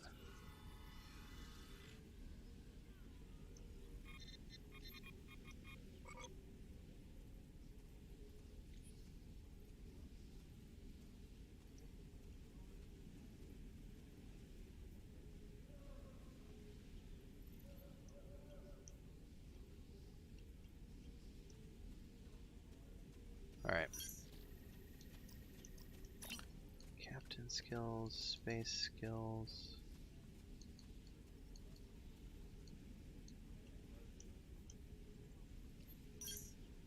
Alright, I think I got rid of all my tribbles, which is a big thing. Starfield, am I excited? Multiple questions here. Starfield excited. Yes, I've covered Starfield a couple of times. I'm going to be covering more Starfield coming up because I am really looking forward to that game. I'm going to play the shit out of that game. And I'm very scared because it's launching a couple of days after Baldur's Gate 3. And so it's like, where am I going to find the time to like play and stream and do content around Baldur's Gate 3 and play and stream and do content around Starfield when they're both going to be immersive RPGs? Terrified of that. But yes, I am looking forward to Starfield. There's actually a really cool Starfield YouTube channel that I found the other day called Starfield Signal. I got a couple of his videos saved that I want to talk about on my channel. They're in my notes. So I'm going to be talking about those coming up soon. Did I ever play Bridge Crew VR? I did not. I missed that one. But there is an upcoming Star Trek game that's coming out this summer It might even be June. I've covered it a couple times on the channel. I can't remember the name off the top of my head, but it's like another upcoming like small bridge crew single player RPG that's coming out. Let me look at see. I'll look it up real quick because it actually is. I'm sorry, Mary. I didn't mean to bump your chair, honey. You okay? Did I wake you up? I'm sorry, baby. Now I gotta go look at this because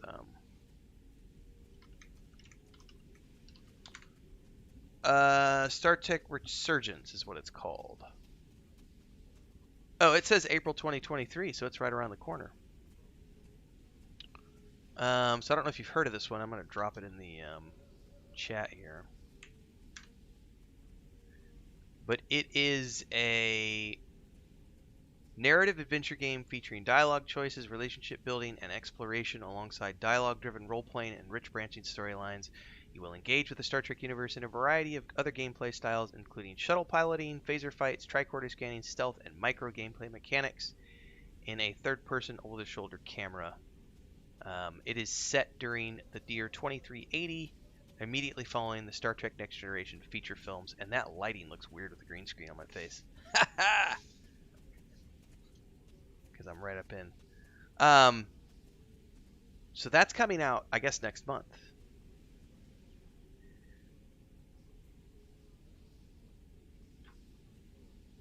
Which I was thinking it was June. The problem is next month I'm going to be spending $70 on Star Wars Jedi Survivor. I don't know if I have enough money to blow on another game. It just depends on how things go with next month's YouTube. All right, folks, I gotta head out. It's I streamed for 3.5 hours today. That was not anticipated. I was only gonna jump on for like an hour and a half, 2 hours, but I had a lot of fun. And Katrine kept me going because I like shooting this shit. So, and then you showed up, and then it's like now I got 2 people I could just chat away with all day. But I'm gonna get going. I gotta help Chris do some chores, and I need to get some food in my belly, and I gotta go get some work done. I've got to work on my sci-fi novel. Well, yeah, I'm glad you were here today. It was nice catching up, talking about goats and fish and seafood in the UK and beer and expensive health insurance and the homestead and everything. Oh, speaking of which, I actually that's something I have to do this afternoon. Is I have to Chris and I recorded video footage like last week. We transplanted a bunch of papaya trees, and I totally have not yet cut the video.